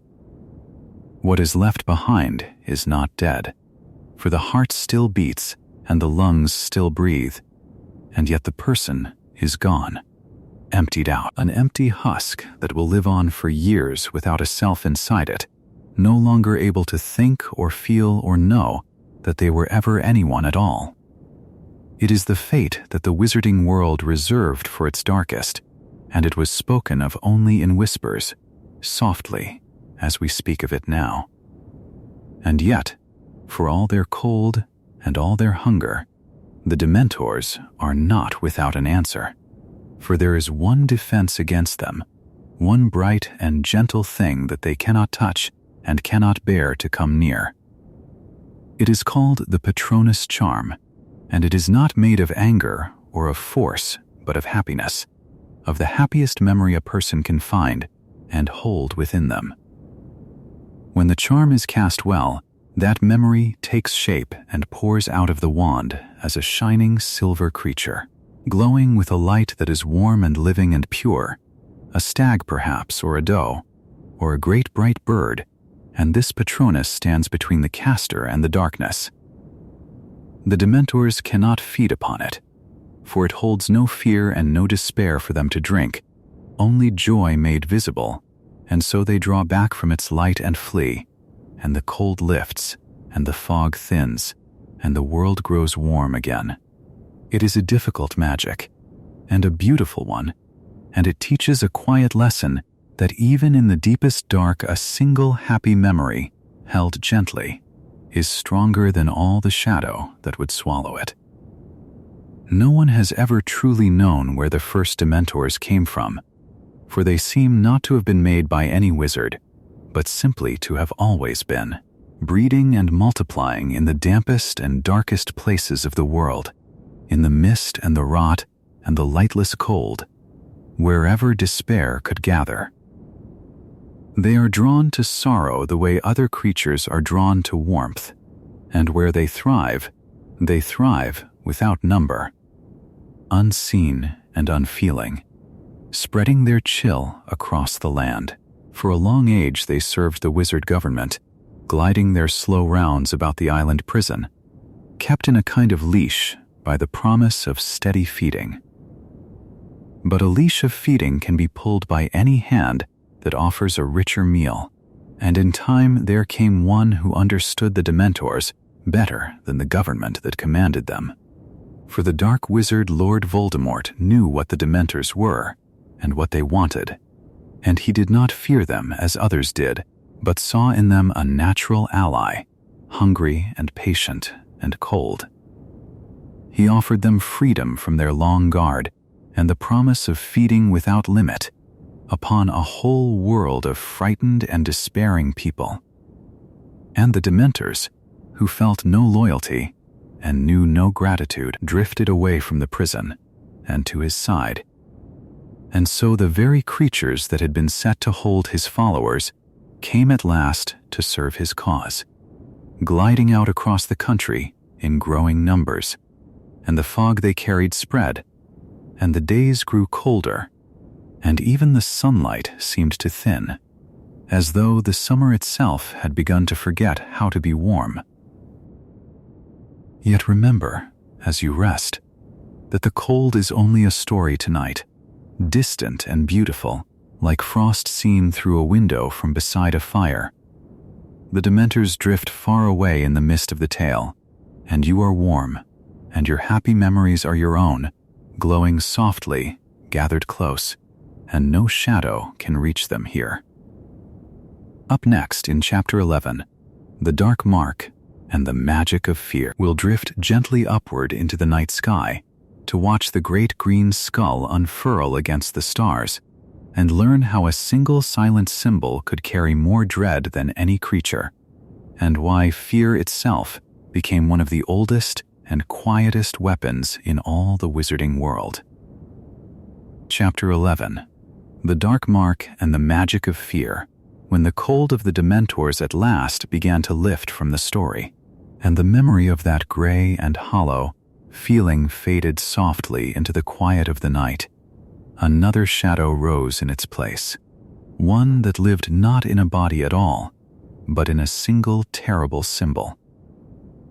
For there are kinds of dark magic that walk on legs and breathe, and there are others that need only to be seen, and among all the images of that long and secret war, none was more feared, more instantly known, more whispered about in low and trembling voices than the sign the wizarding world had come to call the Dark Mark. It was the emblem of Lord Voldemort, the mark of his chosen servants, and merely to speak of it, in the years of his rising, was to feel a chill settle gently over the room. The Dark Mark took the shape of a skull, pale and grinning, and from between its teeth there curled a serpent sliding out of the open mouth in the place where a tongue might be, so that the two creatures became one, the bone and the snake woven together into a single quiet horror. It was a strange and dreadful thing to look upon, for a skull alone speaks of death, and a serpent alone speaks of cunning and of poison, and Voldemort, in his careful cruelty, had joined them into an image that carried both meanings at once. This was the sign he had made his own, and it followed his name through every corner of the land like a long and slowly moving shadow. Upon the inner side of the left forearm, upon the soft pale skin just below the bend of the elbow, each of his followers, each of the men and women he called his Death Eaters, wore this mark branded into the flesh in dark ink that never faded. It was given to them as a token of their loyalty and their surrender, a permanent thing, sunk beneath the surface of the skin, and it lay there quietly through the ordinary hours, still and silent as a sleeping tattoo. Yet it was far more than a picture, for it was bound by deep and dreadful magic to the will of the one who had placed it there, and it waited, always, for his call. When Lord Voldemort wished to summon his servants to his side, he had only to press his own long finger to the mark upon one of them, and in that instant, the sign would grow warm, and then hot, upon the arm of every Death Eater at once, wherever in the wide world they happened to be. The mark would burn and darken, turning from its faded shape into a vivid and living black, and each of them, feeling that heat rise beneath the sleeve, would know that their master called, and that they must go to him at once, without delay, and without question. In this way, the branded skull became a kind of thread that bound them all together, a silent summons that crossed rivers and mountains and sleeping towns in a single breath, letting them call to one another and gather in the dark. But the dark mark had a second use, and it was this second use that spread the deepest and most lasting fear through the hearts of ordinary people. For the very same sign could be cast up into the open sky, conjured high above the rooftops with a single quiet word, the incantation Mors Mordra, and there it would hang, vast and glowing and green, a great skull woven of pale emerald light, with the serpent sliding from its mouth. The Death Eaters raised it above the houses of those they had killed, so that the mark hung over the place of death like a still and silent banner, and any who saw that green shape burning in the night above their neighborhood knew, with a cold and sinking certainty, that inside those walls someone had been murdered, and that Voldemort had been there. In the darkest years of the First War, when families lived in dread of a knock upon the door, the sight of that green skull above a home came to mean the very worst thing a person could imagine. People would return to their streets and lift their eyes and see it there, glowing and patient in the sky, and they would understand at once, without a single word being spoken, that death had visited that house. And so the mark did its cruel work, not only upon those it marked as slain, but upon all the living who beheld it, filling them with a terror that spread outward through whole towns like ripples moving softly across dark water. It was a message written in the heavens, and its message was always the same, and it was always fear. For many long years after Voldemort's first fall, the dark mark was not seen at all, and the sky above the wizarding world stayed clear and quiet, and people slowly, gently, began to let go of the old dread, and to believe that those days were truly gone. And then, upon one warm summer night, high above the campsite of the great Quidditch World Cup, where thousands had gathered in tents and lantern light to watch the finest players in the world, the mark returned. It rose up into the darkness above the trees, green and enormous and unmistakable, the skull and the serpent hanging once more over a frightened crowd, and a silence fell, and then a panic, for the older witches and wizards among them remembered exactly what that shape had once meant. That was its first terrible reappearance after so many peaceful years, and it struck the gathered crowds like a cold wind out of the past, for the symbol itself needed to explain nothing. It carried its whole history in its shape, and those who had lived through the earlier terror felt the old fear return in full the very moment they saw it burning above them.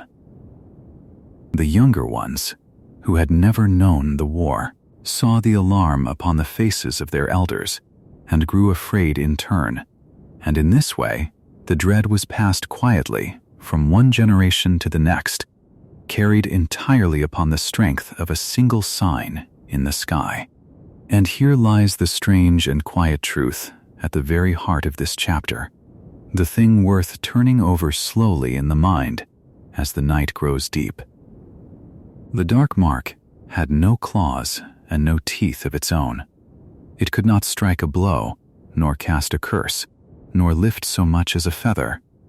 It was only a shape, only a picture of bone and snake, only ink upon skin and light upon air.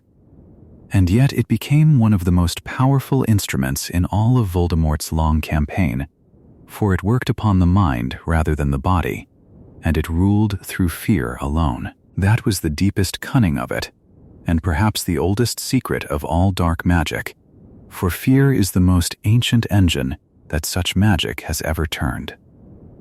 A curse may harm one person in one moment, but fear moves through a whole people at once, slipping into every quiet home, sitting down beside every hearth, whispering through every sleepless night. Voldemort understood this better than almost anyone, and so he gave his followers a symbol and taught the world to tremble at the mere sight of it, and in doing so he made fear itself into a weapon far wider than any wand. The mark was the shadow he cast ahead of himself, and often that shadow did more of his work than his own hand ever needed to. So the green skull faded slowly from the summer sky, and the crowds drifted uneasily back toward their tents, and the story grows soft and still once more, ready for rest. Up next in Chapter 12, Fiendfyre and the Flames That Hunt, we'll drift gently toward a very different kind of dark magic, a cursed and living fire that thinks and chases and remembers, and we'll wonder together in the calm of the dark at flames that seem to hunt. Chapter 12, Fiendfyre and the Flames That Hunt. There is a kind of fire in the wizarding world that is not truly fire at all, or rather that is fire raised to something far beyond itself, and its old and dreaded name is Fiendfyre. To speak of it softly, in the hush of a story told to help you drift toward sleep, is to speak of one of the most dangerous forces that any witch or wizard has ever dared to summon, a cursed flame that does not merely burn but seems almost to live, to breathe, to want. Where ordinary fire spreads without thought, following only the wood and the wind, Fiendfyre spreads with something that looks terribly like intention, curling and coiling as though it were searching, as though every tongue of light had somewhere it meant to go and something it meant to find.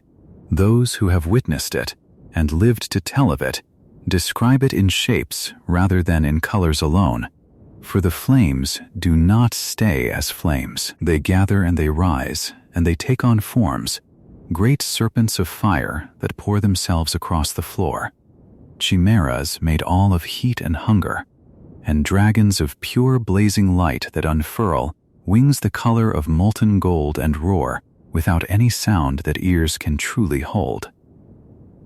These fiery beasts move through the burning air as though they were alive, wheeling and diving and turning back upon themselves, and anything they touch is swallowed utterly, drawn up into the roaring brightness as easily as a candle draws up the last of its wick. It is beautiful in the way that a storm far out at sea is beautiful. From a great and gentle distance, a shifting and golden thing, and it is precisely because it is so beautiful that it is so very difficult to remember how deadly it is. For Fiendfyre is a power that does not answer easily to the one who calls it. A witch or a wizard may speak the curse that sets it loose, may feel for one proud moment that they command it, and then discover in an instant that the flames have no wish to be commanded at all. The fire grows as it feeds, and the more it feeds the larger and the hungrier it becomes, and it turns its blazing heads this way, and that as though it were choosing, and very often the thing it chooses in the end is the very one who summoned it. To raise Fiendfyre is to take hold of something far greater than oneself, a strength that cannot be measured against a single human hand, and to hope. Against all wisdom, that one can hold on. Almost no one can. The counter-charms that might quell an ordinary blaze fall away before it like snow before a furnace, and there are only a handful of witches and wizards in all of history skilled enough to call such flames and then, somehow, to call them home again.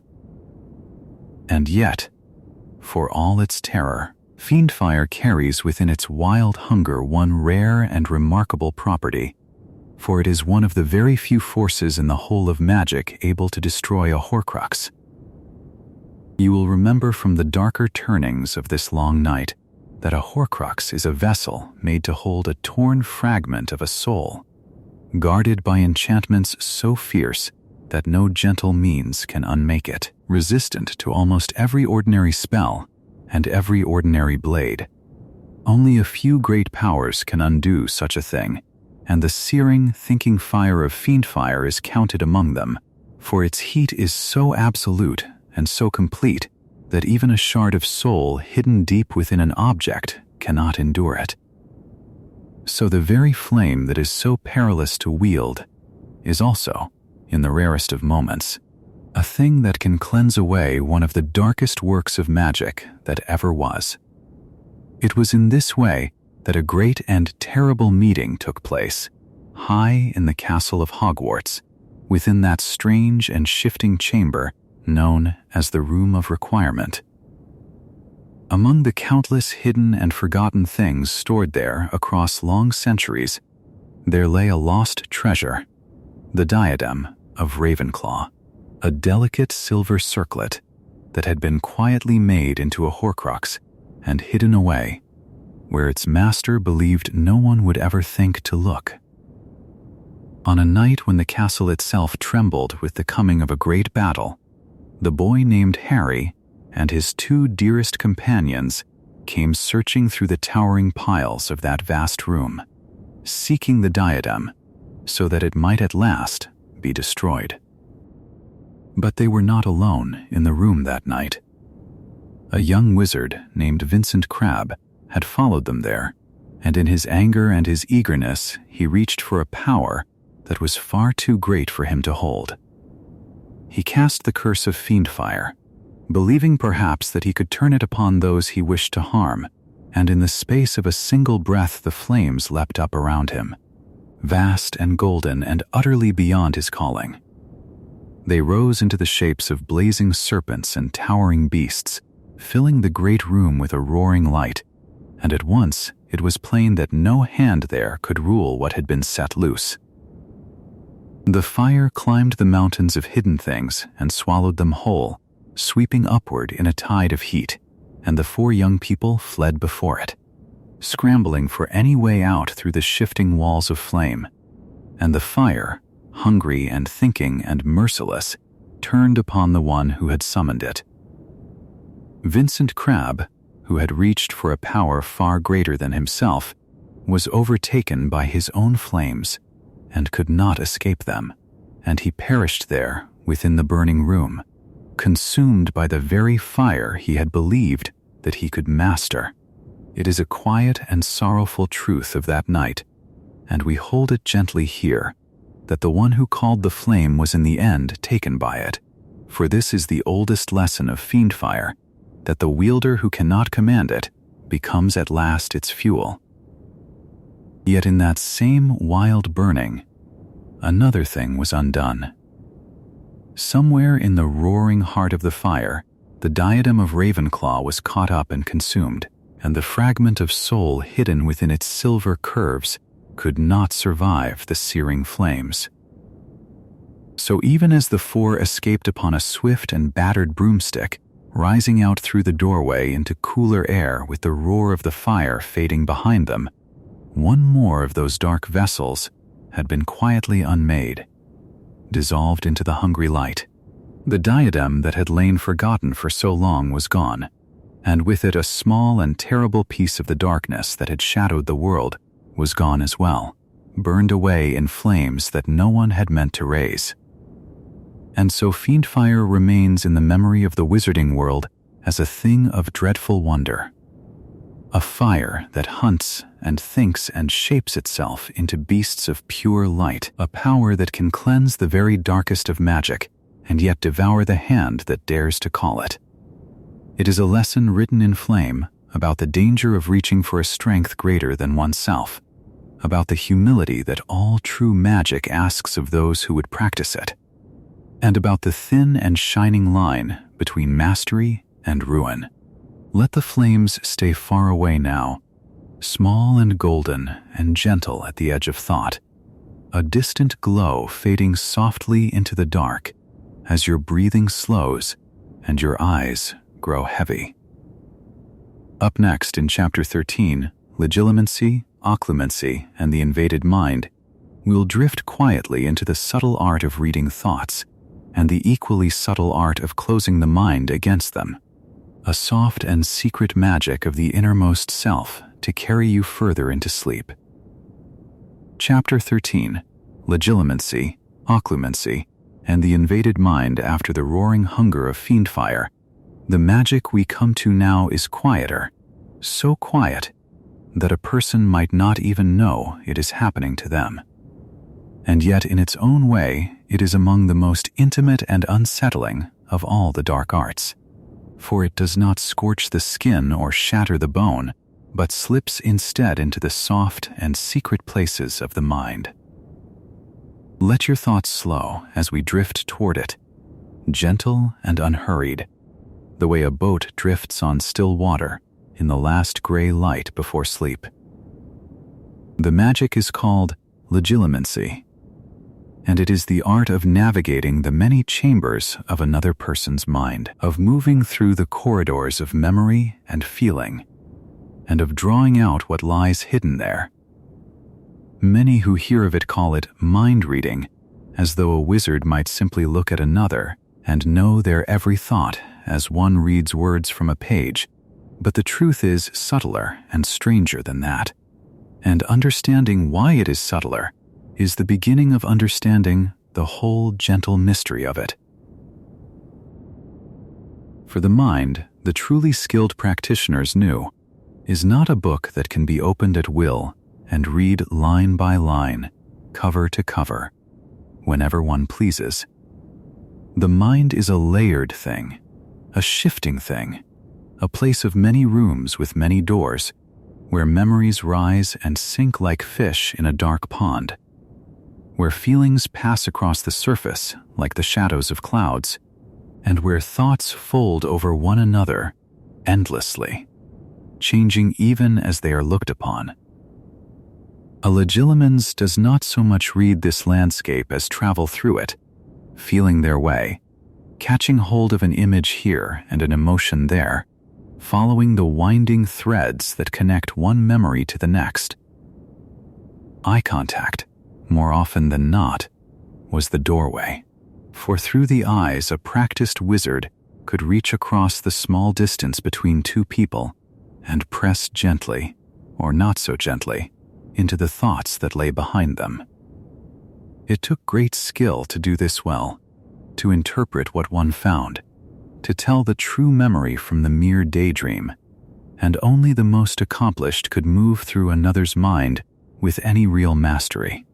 Two such wizards stood among the most accomplished legilimens of the entire age, and they were, in their very different ways, bound to Harry's story. The first was Severus Snape, a man of guarded manner and half-hidden loyalties, whose own mind was locked as tightly as any vault, and who could look into another and read the currents there with cold and quiet precision. The second was Lord Voldemort himself, whose gift for entering the minds of others was perhaps the greater and certainly the more terrible, for he used it to hunt for lies, to peel back the defenses of those who served him, and to know when a follower's heart had turned even a little from his cause. To sit before Voldemort and hope to deceive him was a dreadful and nearly impossible thing, for he could feel the falseness rising like heat, and few there were who could hide their true thoughts from that searching, serpentine attention. And so, where there is a magic that invades, there must also be a magic that defends, and this defense was called occlumency, the quiet discipline of sealing and ordering one's own mind against intrusion from without.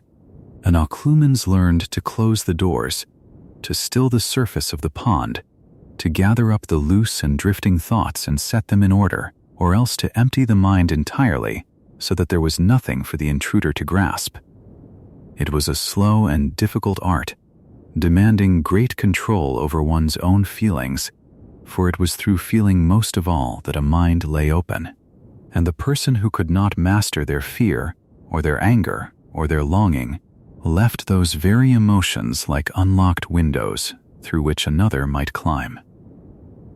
The most gifted occlumens could sit calmly beneath the gaze of a skilled legilimens and reveal nothing at all, could even lay out false memories like a table set for a guest, showing only what they wished to be seen.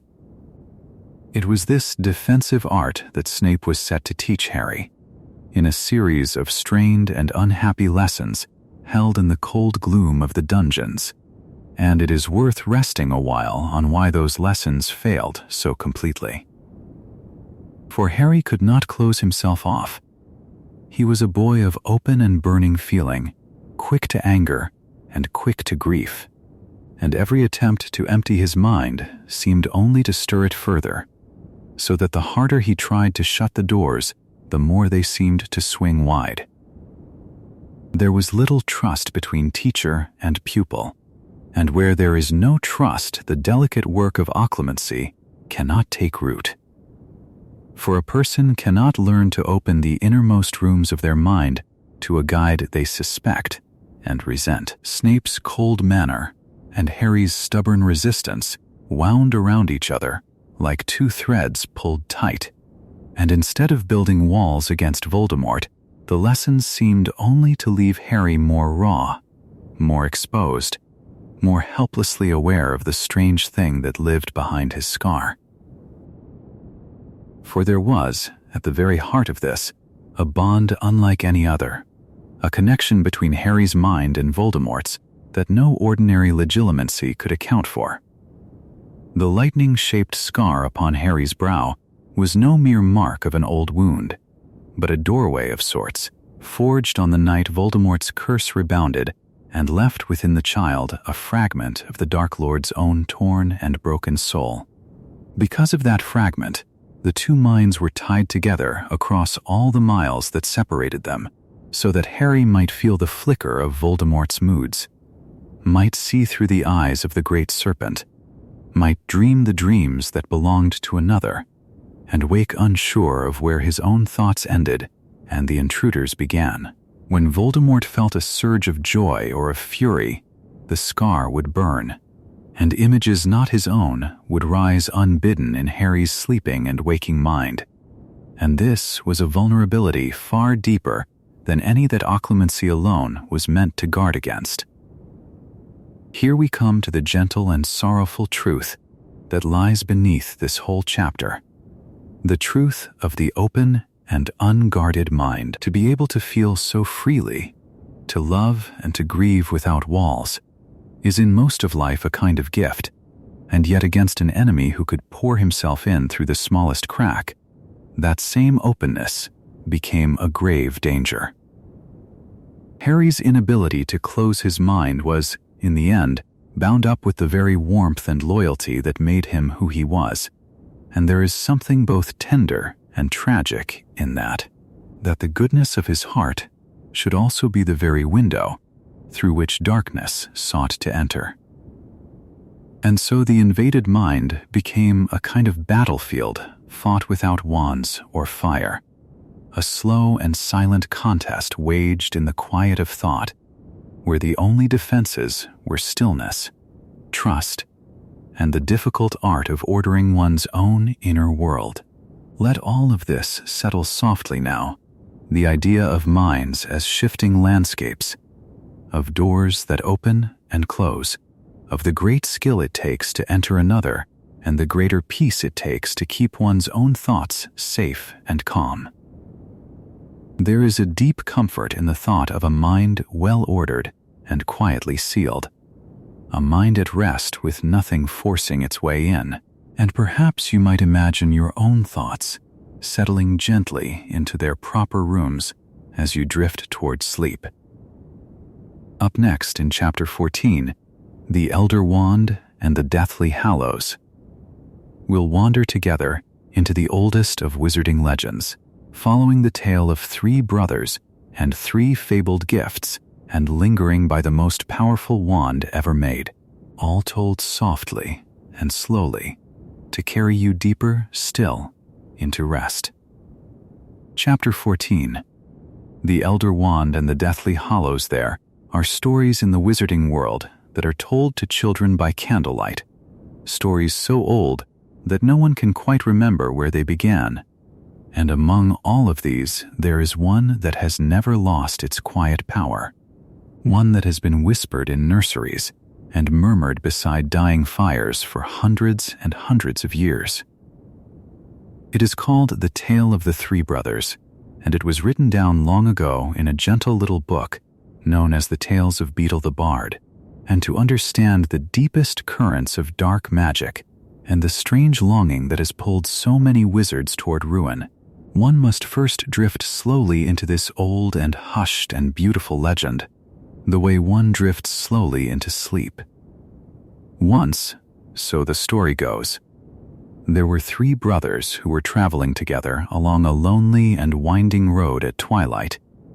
In time, they came to a river too deep to wade across and too dangerous to swim, a river that had drowned many who had tried before them. But these three brothers were learned in the magical arts, and so they simply raised their wands and made a bridge appear across the treacherous water, and they began to walk across. Yet halfway over, they found their path blocked by a hooded figure, and this figure was Death himself, and Death was angry, for he had been cheated of 3 new victims, since travelers usually drowned in that river and were lost. But Death was cunning, and he pretended to be pleased. He praised the 3 brothers for their cleverness in escaping him, and he told them that each had earned a prize for having been so wise. So the oldest brother, who was a combative and prideful man, asked for a wand more powerful than any in existence. A wand that must always win duels for its owner. A wand worthy of a wizard who had conquered death. And so Death crossed to an elder tree that grew upon the bank of the river, and he fashioned a wand from a branch that hung there, and he gave it to the oldest brother. Then the second brother, who was an arrogant and grieving man, decided that he wished to humiliate Death still further. And so he asked for the power to recall others from beyond the veil, to bring back the dead. And Death picked up a smooth stone from the riverbank and gave it to the second brother, and he told him that the stone would have the power to bring back the lost. And then Death turned to the third and youngest brother. This brother was the humblest of the 3, and also the wisest, and he did not trust Death at all, and so he did not ask for a weapon or for power over the dead. Instead, he asked for something that would allow him to leave that place and continue on his way without Death following him. And so, most unwillingly, Death handed over his own cloak of invisibility, a cloak that would hide its wearer completely, even from the eyes of Death himself. And with that, Death stepped aside, and the 3 brothers continued on their journey, speaking in wonder of the adventure they had shared and admiring the 3 gifts they had each been given. And in time they came to a place where the road divided, and there they parted from one another, each going his separate way. Now the oldest brother traveled on for a week or more, until he reached a distant village, and there he sought out a fellow wizard with whom he had a quarrel. And with the elder wand as his weapon, he could not fail to win the duel that followed. And he left his enemy dead upon the floor, and he walked away to an inn, where he boasted loudly of the powerful wand he had snatched from Death himself, and of how it made him invincible. But that very night, another wizard crept up upon the oldest brother as he lay sleeping, wine-drunk and careless, and the thief stole the wand and cut the brother's throat for good measure. And so Death took the first brother for his own. As for the second brother, he journeyed to his own home, where he lived alone, and there he took out the stone that could recall the dead, and he turned it over 3 times in his hand. And to his amazement and his delight, the girl he had once hoped to marry, who had died before their wedding, now appeared before him in the quiet of the room. Yet she was sad and cold, and she seemed separated from him as though by a veil. For she did not truly belong to the world of the living, and she suffered to be there. And in his despair and his hopeless longing, the second brother took his own life so that he might truly join her. And so death took the second brother too. But though death searched for the third brother for many, many years, he was never able to find him. For the youngest brother kept the cloak of invisibility wrapped close about him, and lived a long and quiet and happy life. Only when he had grown very old indeed did the youngest brother at last take off the cloak of invisibility, and he gave it to his own son. And then he greeted death as an old friend, and he went with him gladly, and the two of them departed from this life as equals. And this, the old tale tells us, is why the wise brother, who did not grasp at power over life and death, but accepted his own end when it came in its proper time, fared best of all the three. Now for a very long time this was believed to be nothing more than a fable, a moral told to children about the folly of pride. Yet there were those who came to believe that the three gifts had been real, and that they still existed somewhere in the world, waiting to be found.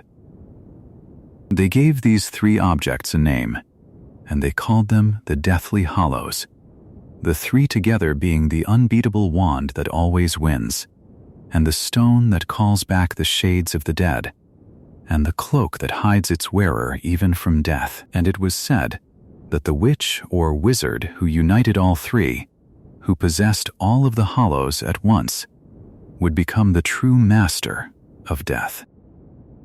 And there was truth hidden inside the old story, for the three brothers had once truly lived, and their name was Peverell, and they had dwelt in a small village long ago. The youngest brother's cloak had passed down through the generations, from parent to child, quietly and without fame, until at last it descended through the long branches of the Peverell line and came into the keeping of the Potter family, and so, in the end, to a boy named Harry, who wore it never fully knowing what treasure lay upon his shoulders. But the elder wand had no such gentle history. Unlike the humble cloak that was passed in love from father to son, the wand of unbeatable power left a long red trail across the centuries, for it could not be simply given. It craved a master who had conquered its former owner, and so again and again it was won by murder, by theft, by trickery, and by conquest, passing from bloody hand to bloody hand, a thing that men lied and killed and died to possess. And always, in the end, it betrayed them, for its owners could never rest easily, could never sleep soundly, could never trust the friend beside them, since any who defeated the wielder would become the wand's new master. And so its whole history was a slow and sorrowful lesson, whispering across the ages the very same truth that the old tale had told, that the one who grasps hardest at unbeatable power is the one whom power destroys. Up next in Chapter 15, Grindelwald and Dark Magic for the Greater Good, we'll follow a brilliant and dangerous young wizard who fell in love with the legend of the Hallows, and who dreamed of a new world order built in their name. And we'll drift together into the story of the friendship, and the ambition, and the terrible sorrow that his search for that power left behind. Chapter 15. Grindelwald and Dark Magic for the Greater Good long before the name of Voldemort ever fell like a shadow across the wizarding world, there lived another dark wizard whose cruelty was so vast, so patient, and so cold that history would remember him as second in infamy to no one but the Dark Lord himself, and his name was Gellert Grindelwald. To speak of him now, in the quiet hours of the night, is to speak of one of the saddest lessons the wizarding world ever learned, the lesson that even the most beautiful sounding of ideals can slowly curdle, drop by drop, into the darkest of magic, and that a dream of a better world, when it is built upon the belief that some lives matter less than others, will always, in the end, become a nightmare. Grindelwald was born with a great and terrible gift. From his earliest years, he was clever beyond his companions, quick and charming and brilliant, and there was in him a hunger to understand the deepest and most dangerous corners of magic, the corners that wiser wizards had long agreed were better left alone. He was sent as a boy to Durmstrang, the great northern school that had never been shy of teaching the darker arts, and yet even there, in that hard and secretive place, his experiments grew so troubling, so twisted, and so cruel that the school could not keep him.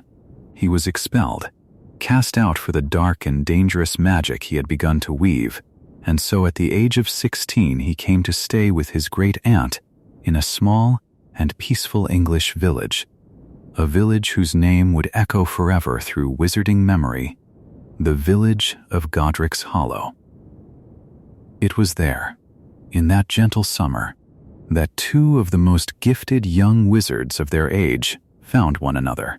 For living in Godric's Hollow that same season was a boy of extraordinary brilliance, a boy already spoken of as the finest student Hogwarts had seen in living memory, and his name was Albus Dumbledore. The two young men met, and it was as though a fire had been lit between them, for each recognized in the other a mind as swift and as searching as his own.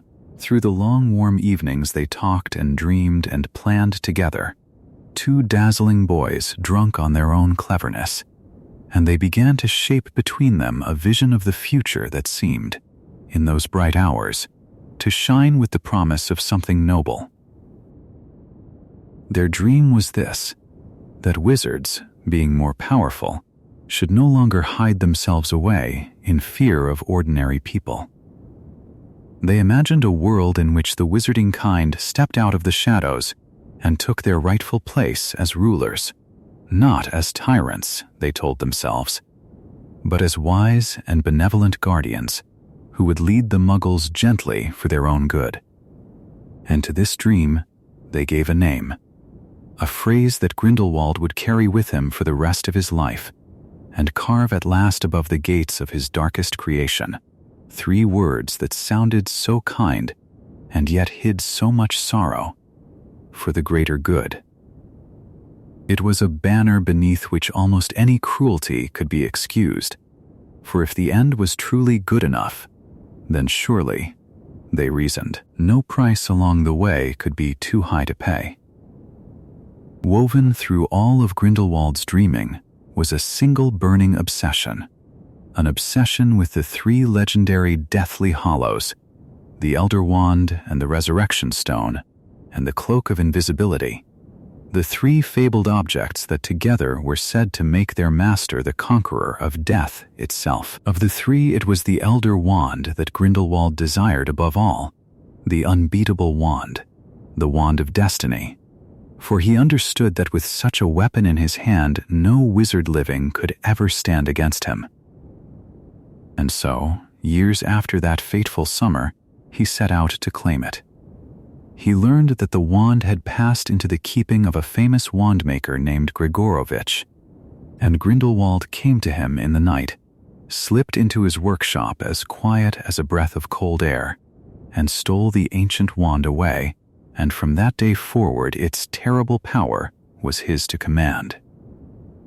With the Elder Wand at his side, Grindelwald cast off at last the gentle mask of his boyhood dreams, and showed the world the true and merciless shape of his ambition. He rose across the great continent of Europe, gathering followers and striking down all who stood in his way, and wherever he went he left behind him a wake of fear, such as the wizarding world had not known in centuries. Whole communities lived in terror of his name. Those who opposed him vanished, and those who followed him learned that his mercy was a thing as thin as morning mist, and to hold his enemies, to lock away all who dared to resist his vision of a world remade, he raised a fortress high and grim in the mountains, a black prison of towering stone that he named Nurmengard, and above its gates he set those same 3 shining words that had once seemed so hopeful, for the greater good, so that every soul who passed beneath them in chains might understand that their suffering had been carved into the very stone as the price of his dream. For long and sorrowful years the terror of Grindelwald spread wider and darker across the wizarding lands, and still no one rose who was mighty enough to end it, for the one wizard in all the world who was his equal in power had for years turned his face away, unwilling to raise his wand against the boy he had once so loved. That wizard was Albus Dumbledore, and the friendship of that distant golden summer had ended in grief and ruin, in a terrible accident that had broken both their hearts and set them forever upon opposite paths. Dumbledore, carrying his own guilt like a stone about his neck, had dreaded above all things the moment when the 2 of them must meet again, for he did not know which of them had truly been to blame for the sorrow of the past, and he feared the answer. But at last the day could be put off no longer. In the year 1945, with the world weary and heavy with grief, Albus Dumbledore faced Gellert Grindelwald in a duel that would pass into legend, remembered ever after as the greatest wizarding duel that has ever been fought. What passed between them, the terrible power of it, the sorrow woven through every spell, few living wizards ever truly knew, for it was a battle not only of wands, but of 2 men bound together by a love and a guilt that neither had ever laid down. And in the end, it was Dumbledore who prevailed. He defeated Grindelwald, and he won from him the mastery of the Elder Wand itself, and he took the Dark Wizard prisoner. And there was a strange and fitting sorrow in the fate that followed, for Grindelwald was cast down into the topmost cell of Nurmengard, the very prison he himself had built for his enemies, and there, beneath his own 3 carved and hollow words, he was left at last alone, with all the years of his ruined dream. And so the shadow of Grindelwald passed from the world, though it never quite faded from memory, a warning written across an entire age, that dark magic does not always come cloaked in obvious evil, that sometimes it wears the gentle face of a noble cause, and that the softest words of all, spoken often enough, may hide the coldest of hearts. Up next in Chapter 16, the making of the 7 horcruxes, will drift softly forward into the deepest and most secret of all dark magic, the terrible art by which one wizard sought not to rule death, but to escape it entirely. And we shall follow, slow and quiet, the long unmaking of a human soul. Chapter 16.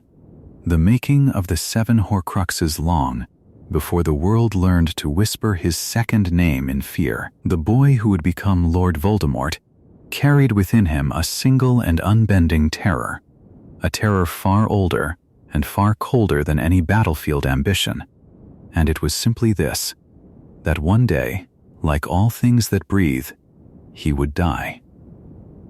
Where another child might have made a quiet peace with that distant truth, Tom Riddle could not, for death seemed to him the one insult he could not forgive, the one door he refused to allow the universe to close upon him. And so, patiently, hungrily, across the years of his youth, he set himself to the study of the darkest craft that wizardkind had ever half remembered, and mostly buried, seeking not power over others first of all, but power over his own ending. In the dusty libraries of Hogwarts, and in the older and stranger books that lay beyond the ordinary shelves, he found at last the name of the thing he wanted, the horcrux, an object into which a wizard might hide a portion of his own soul, so that even if his body were destroyed, that anchored fragment would keep him tethered to the living world, undying, unfinished, unable to truly pass on. It was the foulest of all enchantments, spoken of only in warnings, and the price of making it was written plainly for any who dared to read. For the soul could only be divided by an act of supreme violence, by murder, the deliberate and cold taking of another life, which tore the soul the way a great wound tears flesh, leaving a piece loose and ready to be sealed away. Most who had ever attempted this terrible thing had made a single horcrux and shuddered at the making. For to split the soul even once was to maim oneself in a way no healing could mend. But Tom Riddle was not most wizards, and where others saw horror he saw only arithmetic, and he asked himself a question that no sane heart would frame, which was whether one horcrux might not be improved upon by many. He had always loved the number 7, believing it the most powerfully magical of all numbers, and so he resolved upon a design of monstrous ambition, to split his soul not once but into 7 pieces, 6 hidden away in secret, and 1 kept living within his own reshaped body, so that he might be scattered, and therefore, he believed, immortal, beyond the reach of any enemy. He would not, of course, use ordinary things to hold these fragments of himself, for even in his cruelty he was a collector, a man in love with grandeur, and with the idea of his own greatness, and so each vessel he chose was a relic, a treasure heavy with history and with meaning. The first he made in the very years of his schooling, and into a plain black diary, a humble book of the sort any student might carry, he poured a piece of his 16-year-old self, and that murder was the killing of a girl in the hidden chamber beneath the castle, so that the diary held not only memory, but a living shard of soul, patient as a spider. Then there was the ring, a heavy gold band set with a black stone, which had belonged to his grandfather Marvolo Gaunt, the last squalid heir of an ancient and inbred line that traced itself back to Salazar Slytherin himself.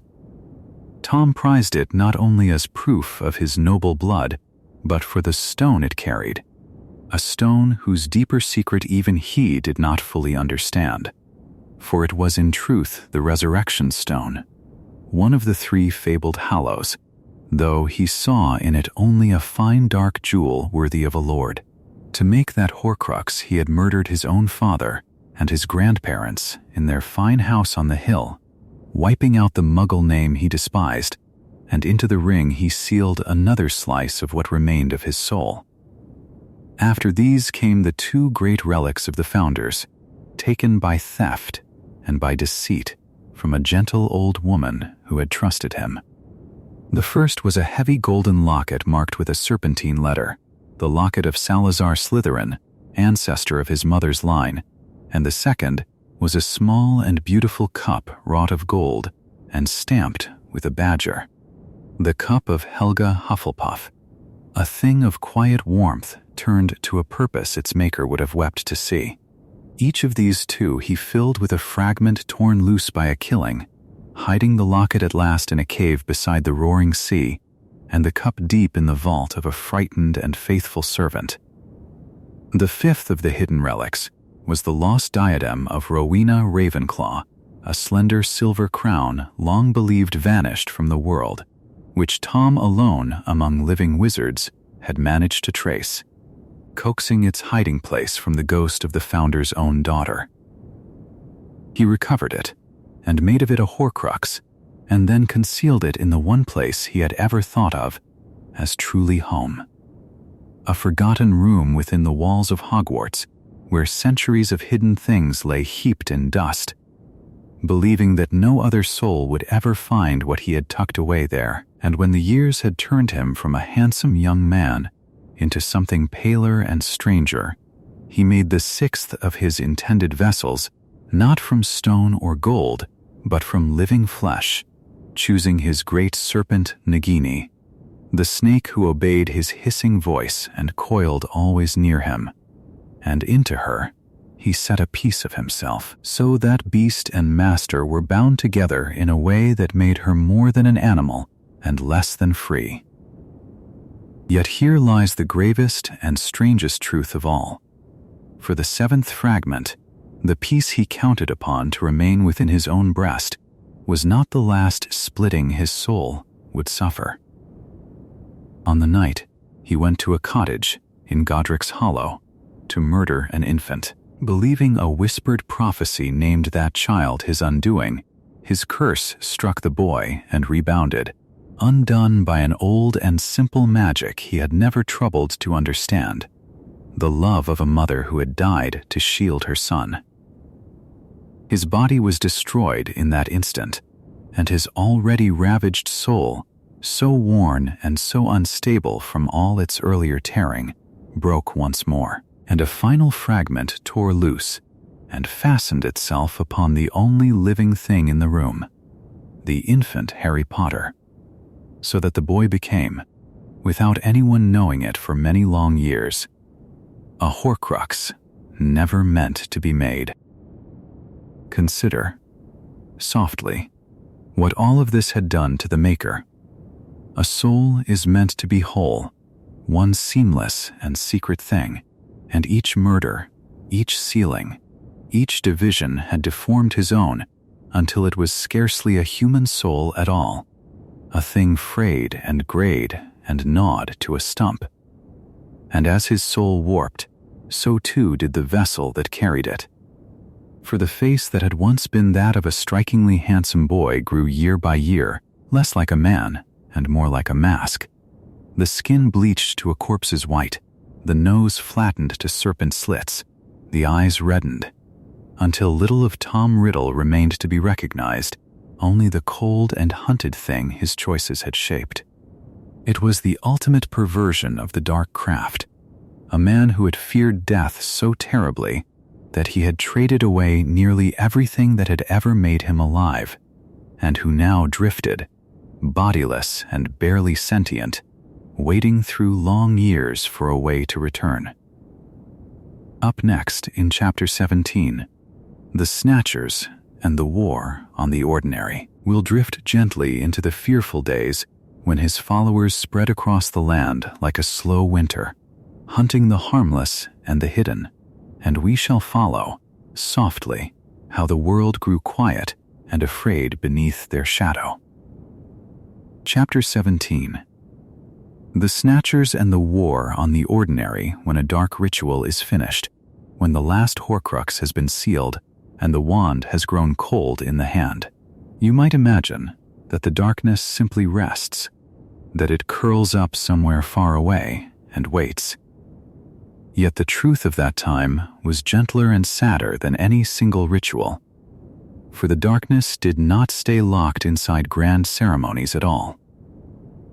It seeped outward, slow as water finding cracks in stone, until it soaked into the most ordinary hours of the most ordinary lives, and that is where its true weight came to lie. Let us drift now into those quiet, frightened days and see how a whole society learned to live beneath a shadow.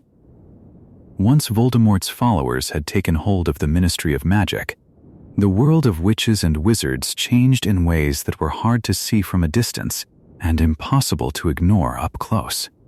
There were no great battles in the streets, not yet, only a thickening of fear, a hush that settled over shops and kitchens and country lanes. People still bought their bread and posted their letters and put their children to bed, and all the while a new kind of danger moved among them, wearing familiar faces, speaking in familiar voices, and asking questions that no one dared answer honestly. Into this hush came the Snatchers. They were not a proper army, nor an official force with badges and rules, but rather loose and ragged gangs of witches and wizards who had chosen to make their living from the misery of others. They roamed the countryside and the edges of towns, hunting for three kinds of people.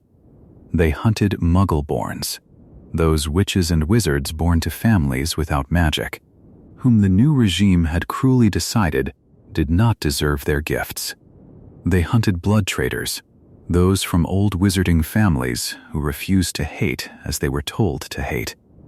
And they hunted fugitives, anyone at all who had slipped away from the ministry's grasp and gone into hiding. For every one of these that a snatcher dragged in, there was gold to be had. And so cruelty became a trade, and betrayal became a way to fill an empty purse. Perhaps the most cunning of all the traps laid in those days was the one placed upon Voldemort's own name. He had always been feared, and for years most had refused to say the name aloud, choosing softer words instead, calling him by titles that trembled on the tongue. Yet there had always been a few brave souls who spoke the name plainly, believing that fear of a name only deepened the fear of the thing itself. Now that very courage was turned into a snare. A taboo was laid upon the name, an enchantment so quiet and so clever that no one saw it fall. From that moment, whenever a person spoke the name of the Dark Lord aloud, the protective spells around them broke apart like thin ice, and the sound of the name travelled out into the dark, calling the snatchers straight to the speaker. Only those loyal to Voldemort ever used the name freely, and so anyone who dared to say it marked themselves at once as an enemy and gave away their hiding place in the very same breath. Among the snatchers moved a figure more terrible than the rest, a creature whose cruelty needed no gold to spur it on. His name was Fenrir Greyback, and he was a werewolf, though he had long ago given himself over to the wolf inside him, even on ordinary nights when the moon was thin and mild. He delighted in savaging children, in positioning himself close to his victims, in spreading his curse as widely as he could. He ran with the snatchers not for coin alone, but for the hunt itself, and the sight of him among them turned an ugly trade into something closer to nightmare. Where he walked, even his own companions grew wary, for his hunger had no floor and no ending. Yet the darkest magic of that age was not Greyback, nor the taboo, nor even the wands of the snatchers. The darkest magic was the slow, grinding cruelty that the ministry made lawful and ordinary. There was a commission set up within those gray and echoing halls, the Muggle-born Registration Commission, and its purpose was as monstrous as its name was dull. It summoned Muggle-borns before it, and demanded that they explain how they had come by their magic, as though magic were a purse that could be stolen, as though a child born with wonder in her blood must have taken it from someone more deserving. It treated the innocent as thieves, and it wrapped this lie in forms and stamps and polite official words, which somehow made it worse. For it pretended to be reasonable while it broke lives apart, and so the fear spread down into the smallest corners of daily life, into the places where laws seldom reach. Neighbors began to watch one another across garden fences. Old acquaintances weighed whether a word spoken to the wrong ear might buy them safety, or gold, or simply the mercy of being left alone. People informed on the families they had lived beside for years, sometimes out of terror, sometimes out of greed, and each small betrayal made the next one easier. This was how dark magic truly worked in those days, not through thunder and green light, but through a quiet erosion of trust, until an ordinary person could no longer be certain that the smile across the counter was a friendly one. The war was not only against the great and the brave, it was a war upon the ordinary itself, upon kindness, upon the simple safety of being unremarkable. It was into this frightened world that 3 young travelers had gone, moving in secret, sleeping in a tent in lonely places, carrying between them a burden heavier than any of them fully understood. For a long time they kept themselves hidden, speaking softly, guarding their words. Yet, in a moment of forgetfulness, in the ache of exhaustion and grief, one of them let the forbidden name slip past his lips. The taboo did its silent work at once. The enchantments that had shielded them thinned and failed, and the sound of the name went singing out into the empty air. Within moments, the Snatchers came. They surrounded the small camp with the easy confidence of hunters who had done this many times before, and though the three fought and twisted and tried to escape, they were caught. One of the young travelers had been struck by a hasty spell that swelled and distorted his face, so that even those who might have known him could not be sure of what they saw, and for a little while this small mercy kept the worst from happening. Yet the Snatchers were not fools, and they gathered their prizes and began to argue over gold and over where such a valuable catch ought to be taken. The answer, when it came, fell upon the three like a cold shadow. They would be taken to Malfoy Manor, that grand and gloomy house where the Dark Lord's inner circle gathered, where fear lived in the very wallpaper and the peacocks stalked the frozen gardens. There, they knew, they would face people who might see through any disguise, people who had every reason to want them delivered to the cruelest hands of all. And so the ordinary war, the war of watching neighbors and whispered names and gold paid for stolen lives, gathered them up at last and carried them toward the heart of the darkness itself, through iron gates that swung open into the long, waiting drive. Up next in Chapter 18, the Ministry falls and dark magic becomes law. We'll drift back to the very halls of power and watch, slowly and quietly, how an entire government was hollowed out from within, until cruelty itself put on the robes of order and called itself the law. Chapter 18.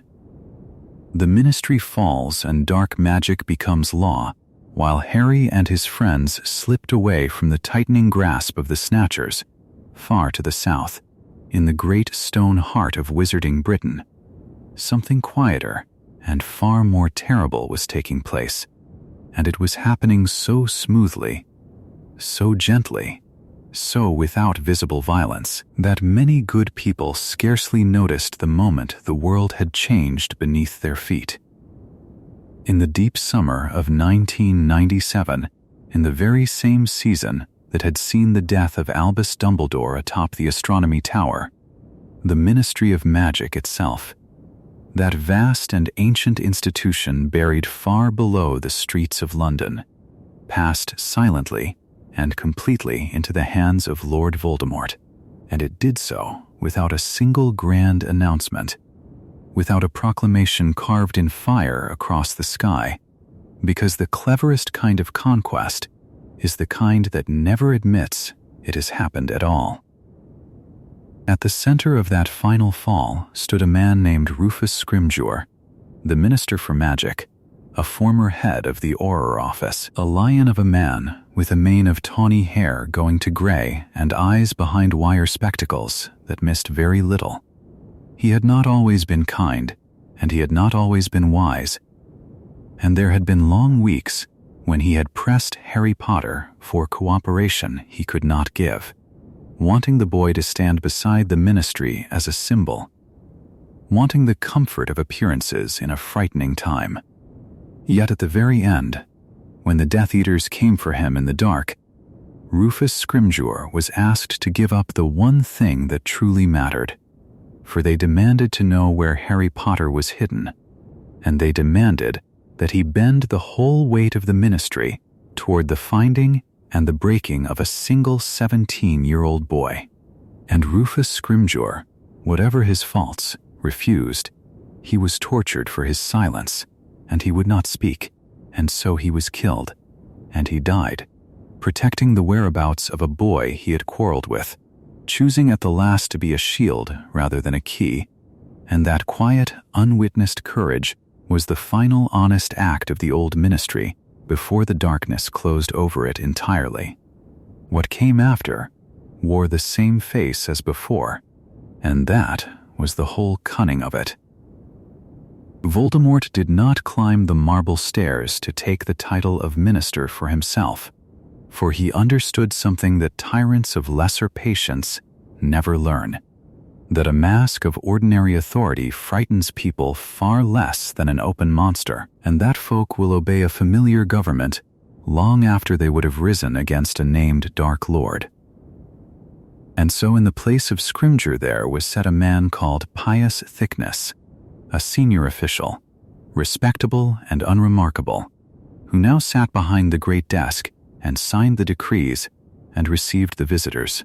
But behind the steady eyes of Pious Thickness there was no longer a free man at all, for he had been placed under the imperious curse, that gentle and dreadful spell that steals the will while leaving the body walking and smiling and nodding, and every word he spoke was truly the will of Voldemort, murmured through a puppet, so that the Dark Lord ruled the whole of magical Britain from the shadows, never seen, never signing, never standing in the light, present in every order, and absent from every doorway. Then, day by day, the machinery of the state was turned quietly against the very people it had been built to protect, and dark magic began, softly and lawfully, to become the ordinary business of government. New pamphlets appeared in tidy stacks, printed on good paper with sober lettering, and they carried titles that sounded reasonable and grave, warning honest witches and wizards about those they called mudbloods, spreading the ugly and untrue teaching that Muggle-born magic must have been stolen or taken by force from some true wizard somewhere, dressing cruelty in the calm gray clothing of official concern. The great newspaper of the wizarding world, the Daily Prophet, which had once merely bent whichever way the wind of power was blowing, now bent all the way to the ground, printing what it was told to print, and so the lie arrived each morning at breakfast tables across the country, folded neatly beside the toast and the tea, looking exactly like the truth. A new office was opened within the ministry, given a name so dull that its horror was almost hidden: the Muggle-born Registration Commission, and before it Muggle-born witches and wizards were summoned to answer for the crime of having been born, questioned and judged and stripped of their wands, treated as thieves and intruders in the only community they had ever known. And all of this was done not by masked figures leaping from the darkness, but by clerks and committees, by stamps and forms and polite letters bearing the ministry seal, so that dark magic no longer needed to break the law, because dark magic had become the law, wearing its badge, sitting behind its desk, speaking in its measured official voice. And perhaps that was the most sorrowful thing of all, that so much cruelty could be carried out by people who had simply been told it was their duty, who came to work in the morning and hung up their coats and did the terrible thing that was asked of them because it arrived with a signature and a seal, and who told themselves, in the quiet places of their hearts, that they had only been following the rules that a lawful government had set before them. The shadow reached even to Hogwarts, the ancient school that had for so long felt like a refuge safe above the troubles of the world. Now Severus Snape was installed as its headmaster, and into its halls came a brother and sister named Alecto and Amicus Carrow, cruel and eager servants of the Dark Lord. And they were given teaching posts. And here the mask slipped most plainly of all, for the subject that had always been called Defense Against the Dark Arts was quietly renamed, and it became simply the Dark Arts, no longer a shield to be learned, but a weapon to be practiced. And children were made to study curses, and worse, some were made to use them upon others as punishment, so that the school which had raised generations of good witches and wizards was turned, on the surface, into a place that taught the very evil it had once stood against. And yet, beneath all of this, quietly, stubbornly, The true heart of that world went on beating, and that is the part of the tale most worth carrying softly into sleep. For not everyone bowed.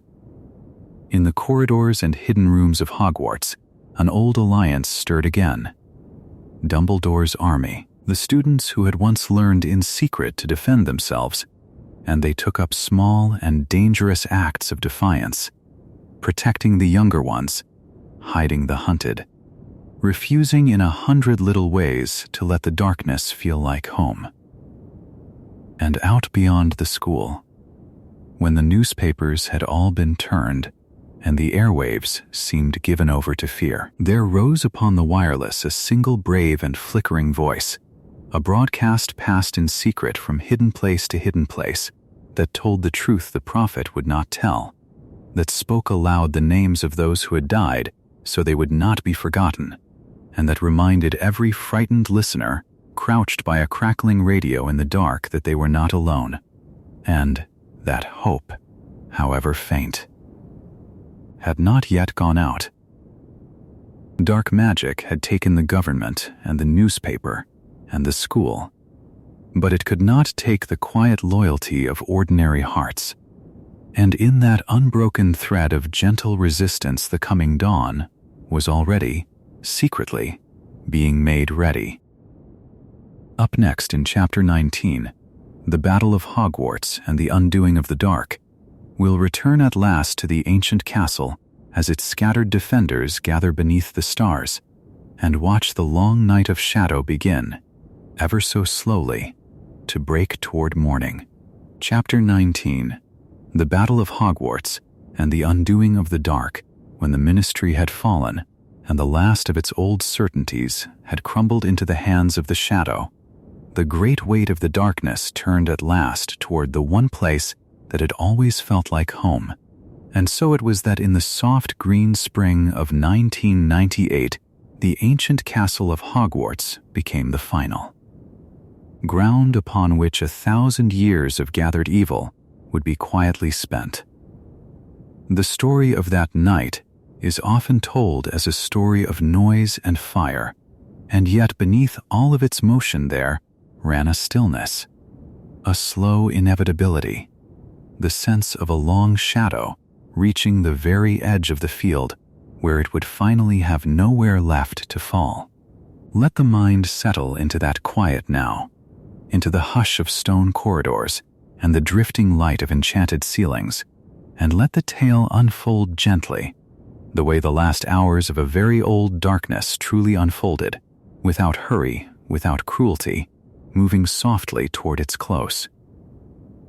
Harry had come back to the castle in the dark of that spring, carrying with him the knowledge of the horcruxes, those hidden fragments of a broken soul that the dark wizard had scattered across the years in his long and desperate flight from death. 7 pieces he had made of himself, and one by one they had been sought and found and undone, and now only a few remained, tucked into the corners of the world like splinters of a shadow that did not wish to be gathered. As the castle prepared itself, as its old defenders rose and its portraits whispered, and its suits of armor stirred into slow marching life, the true work of that night went on quietly beneath the surface of the battle, the patient hunt for the last of those fragments, the gentle unmaking of a man who had tried to unmake his own mortality. Deep beneath the school, in the drowned and forgotten chamber where a great serpent had once slept, Hermione Granger and Ron Weasley made their way through the damp and echoing dark. And there among the pale bones of the long-dead basilisk, they found the fang they needed. With that fang, drawn from the ruin of a creature slain years before, they struck the golden cup of Helga Hufflepuff, that small and gleaming vessel into which so much of the darkness had been poured, and the cup shrieked and shuddered and gave up the piece of soul it had carried, and the shadow within it thinned and scattered into nothing at all. It was a quiet victory in a hidden place, unseen by the wider battle, and yet with it another thread of the long shadow was drawn loose and let go. Above them, in the high and secret room that the castle offered only to those who truly had need of it, the diadem of Rowena Ravenclaw was found at last among the mountains of forgotten things, that lost and lovely circlet that had held a fragment of the dark wizard's soul across the long years of its hiding. There, in the swirling chaos of that vast and cluttered room, a cursed fire was loosed, the fierce and hungry flame that the old books named Fiendfyre, and it rose up in shapes of beasts and serpents and devoured all that it touched. When the fire had passed and the smoke had cleared, the diadem lay ruined and spent. Its darkness burned away. Another fragment gone. Another portion of the long shadow melted quietly into ash, and through the wide grounds, beneath the drifting light of that terrible and beautiful night, the great serpent Nagini moved, the last living vessel of the broken soul, coiled and watchful and close to her master. It was Neville Longbottom, gentle and steady and brave in the quiet way that had always been his, who came at last to stand before her. From the old and battered sorting hat, he drew the sword of Godric Gryffindor, that silver blade set with rubies which came only to the truly worthy. And with a single clean stroke he ended the serpent, and the last of the living horcruxes fell still upon the stones. With that fall the dark wizard was, for the first time in many long years, wholly and only mortal. His soul no longer scattered. His death no longer held at bay by any hidden thing. There is a deeper thread woven through all of this, and it turns upon a small and almost forgotten moment, the kind of moment that changes the shape of everything without seeming to change anything at all. Long before, in the cold garden of a captured house, Harry had wrested a wand from the hand of Draco Malfoy. A simple act of disarming, quick and unremarkable. And yet in that instant the true allegiance of the most powerful wand ever made had quietly passed to him. For the Elder Wand, that ancient and storied length of wood, did not belong to whoever held it, but to whoever had truly mastered it, and Draco had been its master without ever knowing. And so when Harry disarmed him, the wand's loyalty turned, silent and unseen, toward Harry himself. The dark wizard, who had taken that wand from a tomb and believed himself its owner, held in his hand a thing that would never truly serve him, a power that had already, gently, chosen another. And so it came, in the gray hour before dawn, to the last meeting in the great hall of the castle. The two of them stood at last within the wide stone room where so many quiet mornings had once been spent, and the dark wizard raised the elder wand and cast the killing curse he had cast so many times before, the green light he had trusted across all the long years of his cruelty. But the wand would not strike against its true master, and the curse turned back upon the one who had sent it, as a stone thrown against a wall returns to the hand that threw it. In that same moment, the last frayed thread of his broken soul, so long divided and so long undone, gave way entirely, and there was nothing left within him to catch or hold his death. He fell as any man falls. There was no great burst of terror, no monstrous ending, only a quiet slumping to the cold stone floor, the plain and ordinary death of a broken man who had spent his whole long life fleeing the one thing that comes gently to all. The most feared figure in 100 years lay small and still in the light of the rising sun, emptied at last of the darkness he had gathered, and those who had feared his name for so long looked upon him and saw only a body, only a man, only the spent remnant of a shadow that had reached too far. 1,000 years of accumulated darkness, poured out across the centuries through jealousy and fear and the long refusal of death, had finally found the wall it could not pass, and had turned, softly, back into nothing. And so the great shadow that had lain across the wizarding world was undone, not with a roar, but with a slow settling, the way a long night settles at last into the first pale gray of morning. The castle stood battered and weary and yet unbroken, its ancient stones holding the quiet light of dawn, and something very old and very heavy lifted from the air, and the world breathed out. Let the mind rest there, in that first gentle morning after the long dark, in the hush of a shadow finally spent, and a fear finally set down. Up next in Chapter 20, 1,000 years after, what the dark leaves behind, we'll drift softly through the long calm that followed, and listen to the quiet echoes a fading shadow leaves behind, in the years and the lives that come after. Chapter 20. 1,000 years after.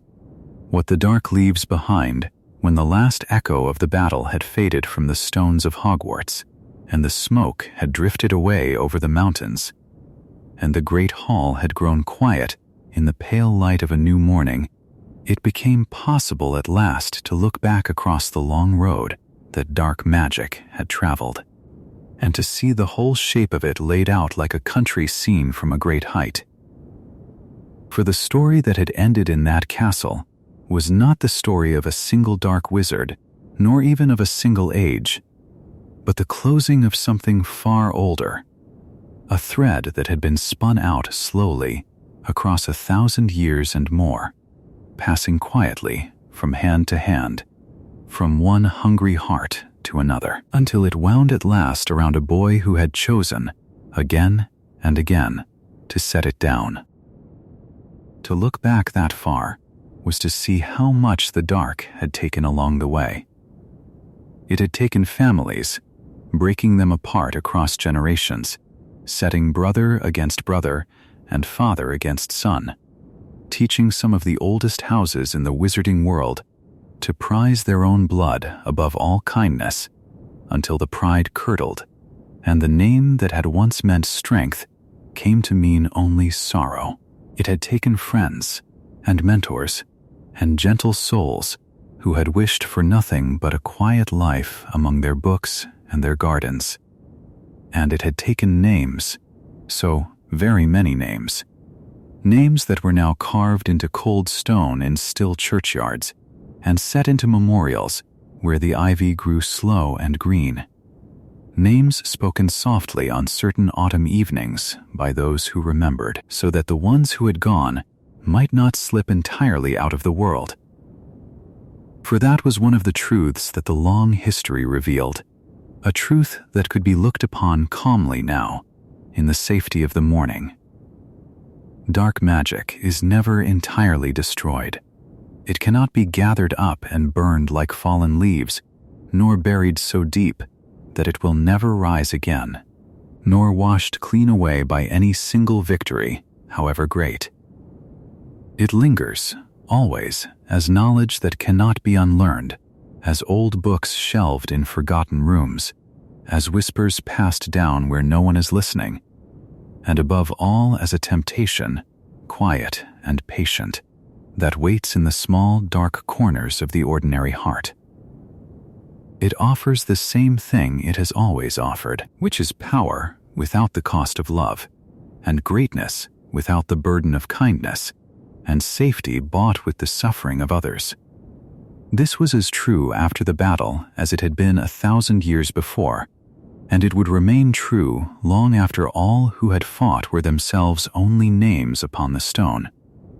And yet, set against this, there was a second truth, older still, and stronger, and it was this truth that lay at the very center of everything that had happened. For every dark art that had ever been devised, there was an answer, and the answer was not a greater curse, nor a deeper cruelty, but something the dark had never understood and could never learn. It was love, freely given and freely returned. It was courage that did not seek reward. It was loyalty that held fast when all reason said to flee, and friendship that walked willingly into danger, and sacrifice that asked for nothing in return. These were the oldest magics of all, older than any spellbook, woven into the world before the first wizard ever raised a wand, and they had never once been defeated, only forgotten for a little while by those who found them inconvenient. It was worth remembering, in the quiet of that morning, exactly how the shadow had been turned aside. It had not been turned aside by cleverness alone, nor by strength of arm, nor by any weapon forged in secret. At the very beginning, when the boy was no more than an infant asleep in his cradle, it had been a mother who stood between her child and the killing dark, and who chose, without hesitation, to give her own life rather than step aside. That choice left a protection upon the boy that no dark wizard could touch nor even comprehend, a shield of love written into his very skin, and it endured for years and years, quietly, doing its patient work long after the one who had cast it was gone. And at the very end, upon that same stone floor, where so much had been lost, it was not superior power that undid the darkest wizard of the age, but a long chain of choices, small and large, made by many hearts across many years. Choices to protect rather than to harm, to spare rather than to destroy, to love rather than to fear. Power had been on the side of the dark, gathered and hoarded and jealously kept, but choice had belonged to the other side, and choice, in the end, proved the stronger thing. And so, when it was over, the most remarkable thing of all was how gently the ordinary world returned. There were no trumpets that lasted forever, no endless season of triumph. Instead, the shops in the crooked little street reopened their shutters, and owls flew their errands again through clear morning skies, and cauldrons bubbled once more in kitchens where children did their lessons at the table. In the great old castle upon the hill, the damage was slowly and lovingly mended, stone set back upon stone, and in time, the corridors filled again with the sound of young voices and hurrying feet. Every autumn the train pulled out from the city platform, wreathed in white steam, carrying a fresh company of small travelers toward the mountains and the lake and the waiting towers, just as it always had, just as it always would. And there was one quiet wonder that the older witches and wizards noticed and smiled to see. For long years, a certain teaching post at the school had carried a curse upon it, so that no one who took up the study of defense against the dark arts could hold the place for more than a single year before misfortune carried them away. But when the one whose fate was bound to that curse had at last been undone, the curse itself simply lifted, like mist off the water, and the post was ordinary again. An ordinary chair in an ordinary classroom where an ordinary teacher might grow old teaching the young how to stand against the shadow. Perhaps nothing spoke more plainly of how deeply the world had healed than this, that even the study of the dark could once again be taught in peace. For that was the last and gentlest truth of all, and it was enough to rest upon. The shadow was not gone, for the shadow is never entirely gone. But it does not need to be gone.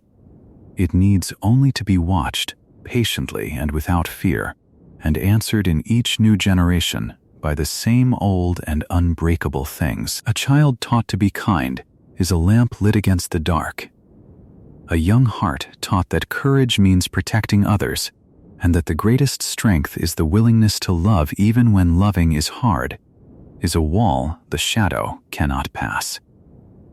And so the long vigil is handed down, softly, from those who fought to those who never had to, and the darkness, though it waits in vain, held back not by any single hero, but by the quiet goodness of ordinary people living ordinary lives. And now the story is told, all of it, From the first dark spell whispered 1,000 years ago to the last calm morning of an age set free. There is nothing more to guard against tonight, nothing more that needs to be remembered or feared. The castle sleeps upon its hill beneath a wide and peaceful sky. The lake lies still, the lamps are dimmed, and all is safe, and all is well, and there is nothing left to do now but to let go, and grow warm, and slip gently down into the deep and quiet rest that has been so long and so dearly earned. And so we come, softly, to the end of the story. Tonight we learned what dark magic truly is. The first shadow cast when magic is turned toward harm, and we watched Herpo the Foul tear the first soul and craft the first horcrux. We followed the killing curse and its cold green light, the Cruciatus and its art of pain, and the imperious curse that steals the will away.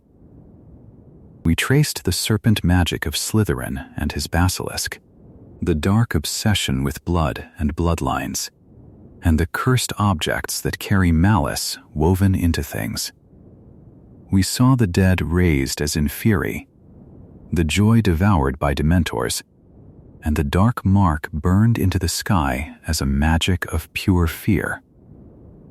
We watched Fiendfyre hunt like a living flame. We walked through the invaded mind of legitimacy, and we held the 3 Deathly Hallows and the Elder Wand at their heart. We followed Grindelwald and his dream of dark magic for the greater good, the making of the 7 horcruxes, the Snatchers and their war on the ordinary, and the ministry that fell until dark magic itself became the law, before the Battle of Hogwarts undid it all at last. 1,000 years of shadow ending in a single quiet dawn. There is nothing left now that you must remember.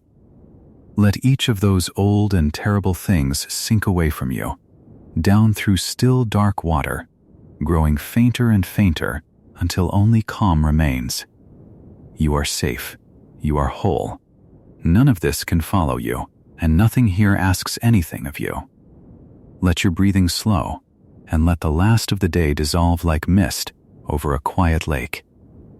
Good night. If this story carried you toward rest, stay with us. There are many more long, gentle tales waiting for the nights to come.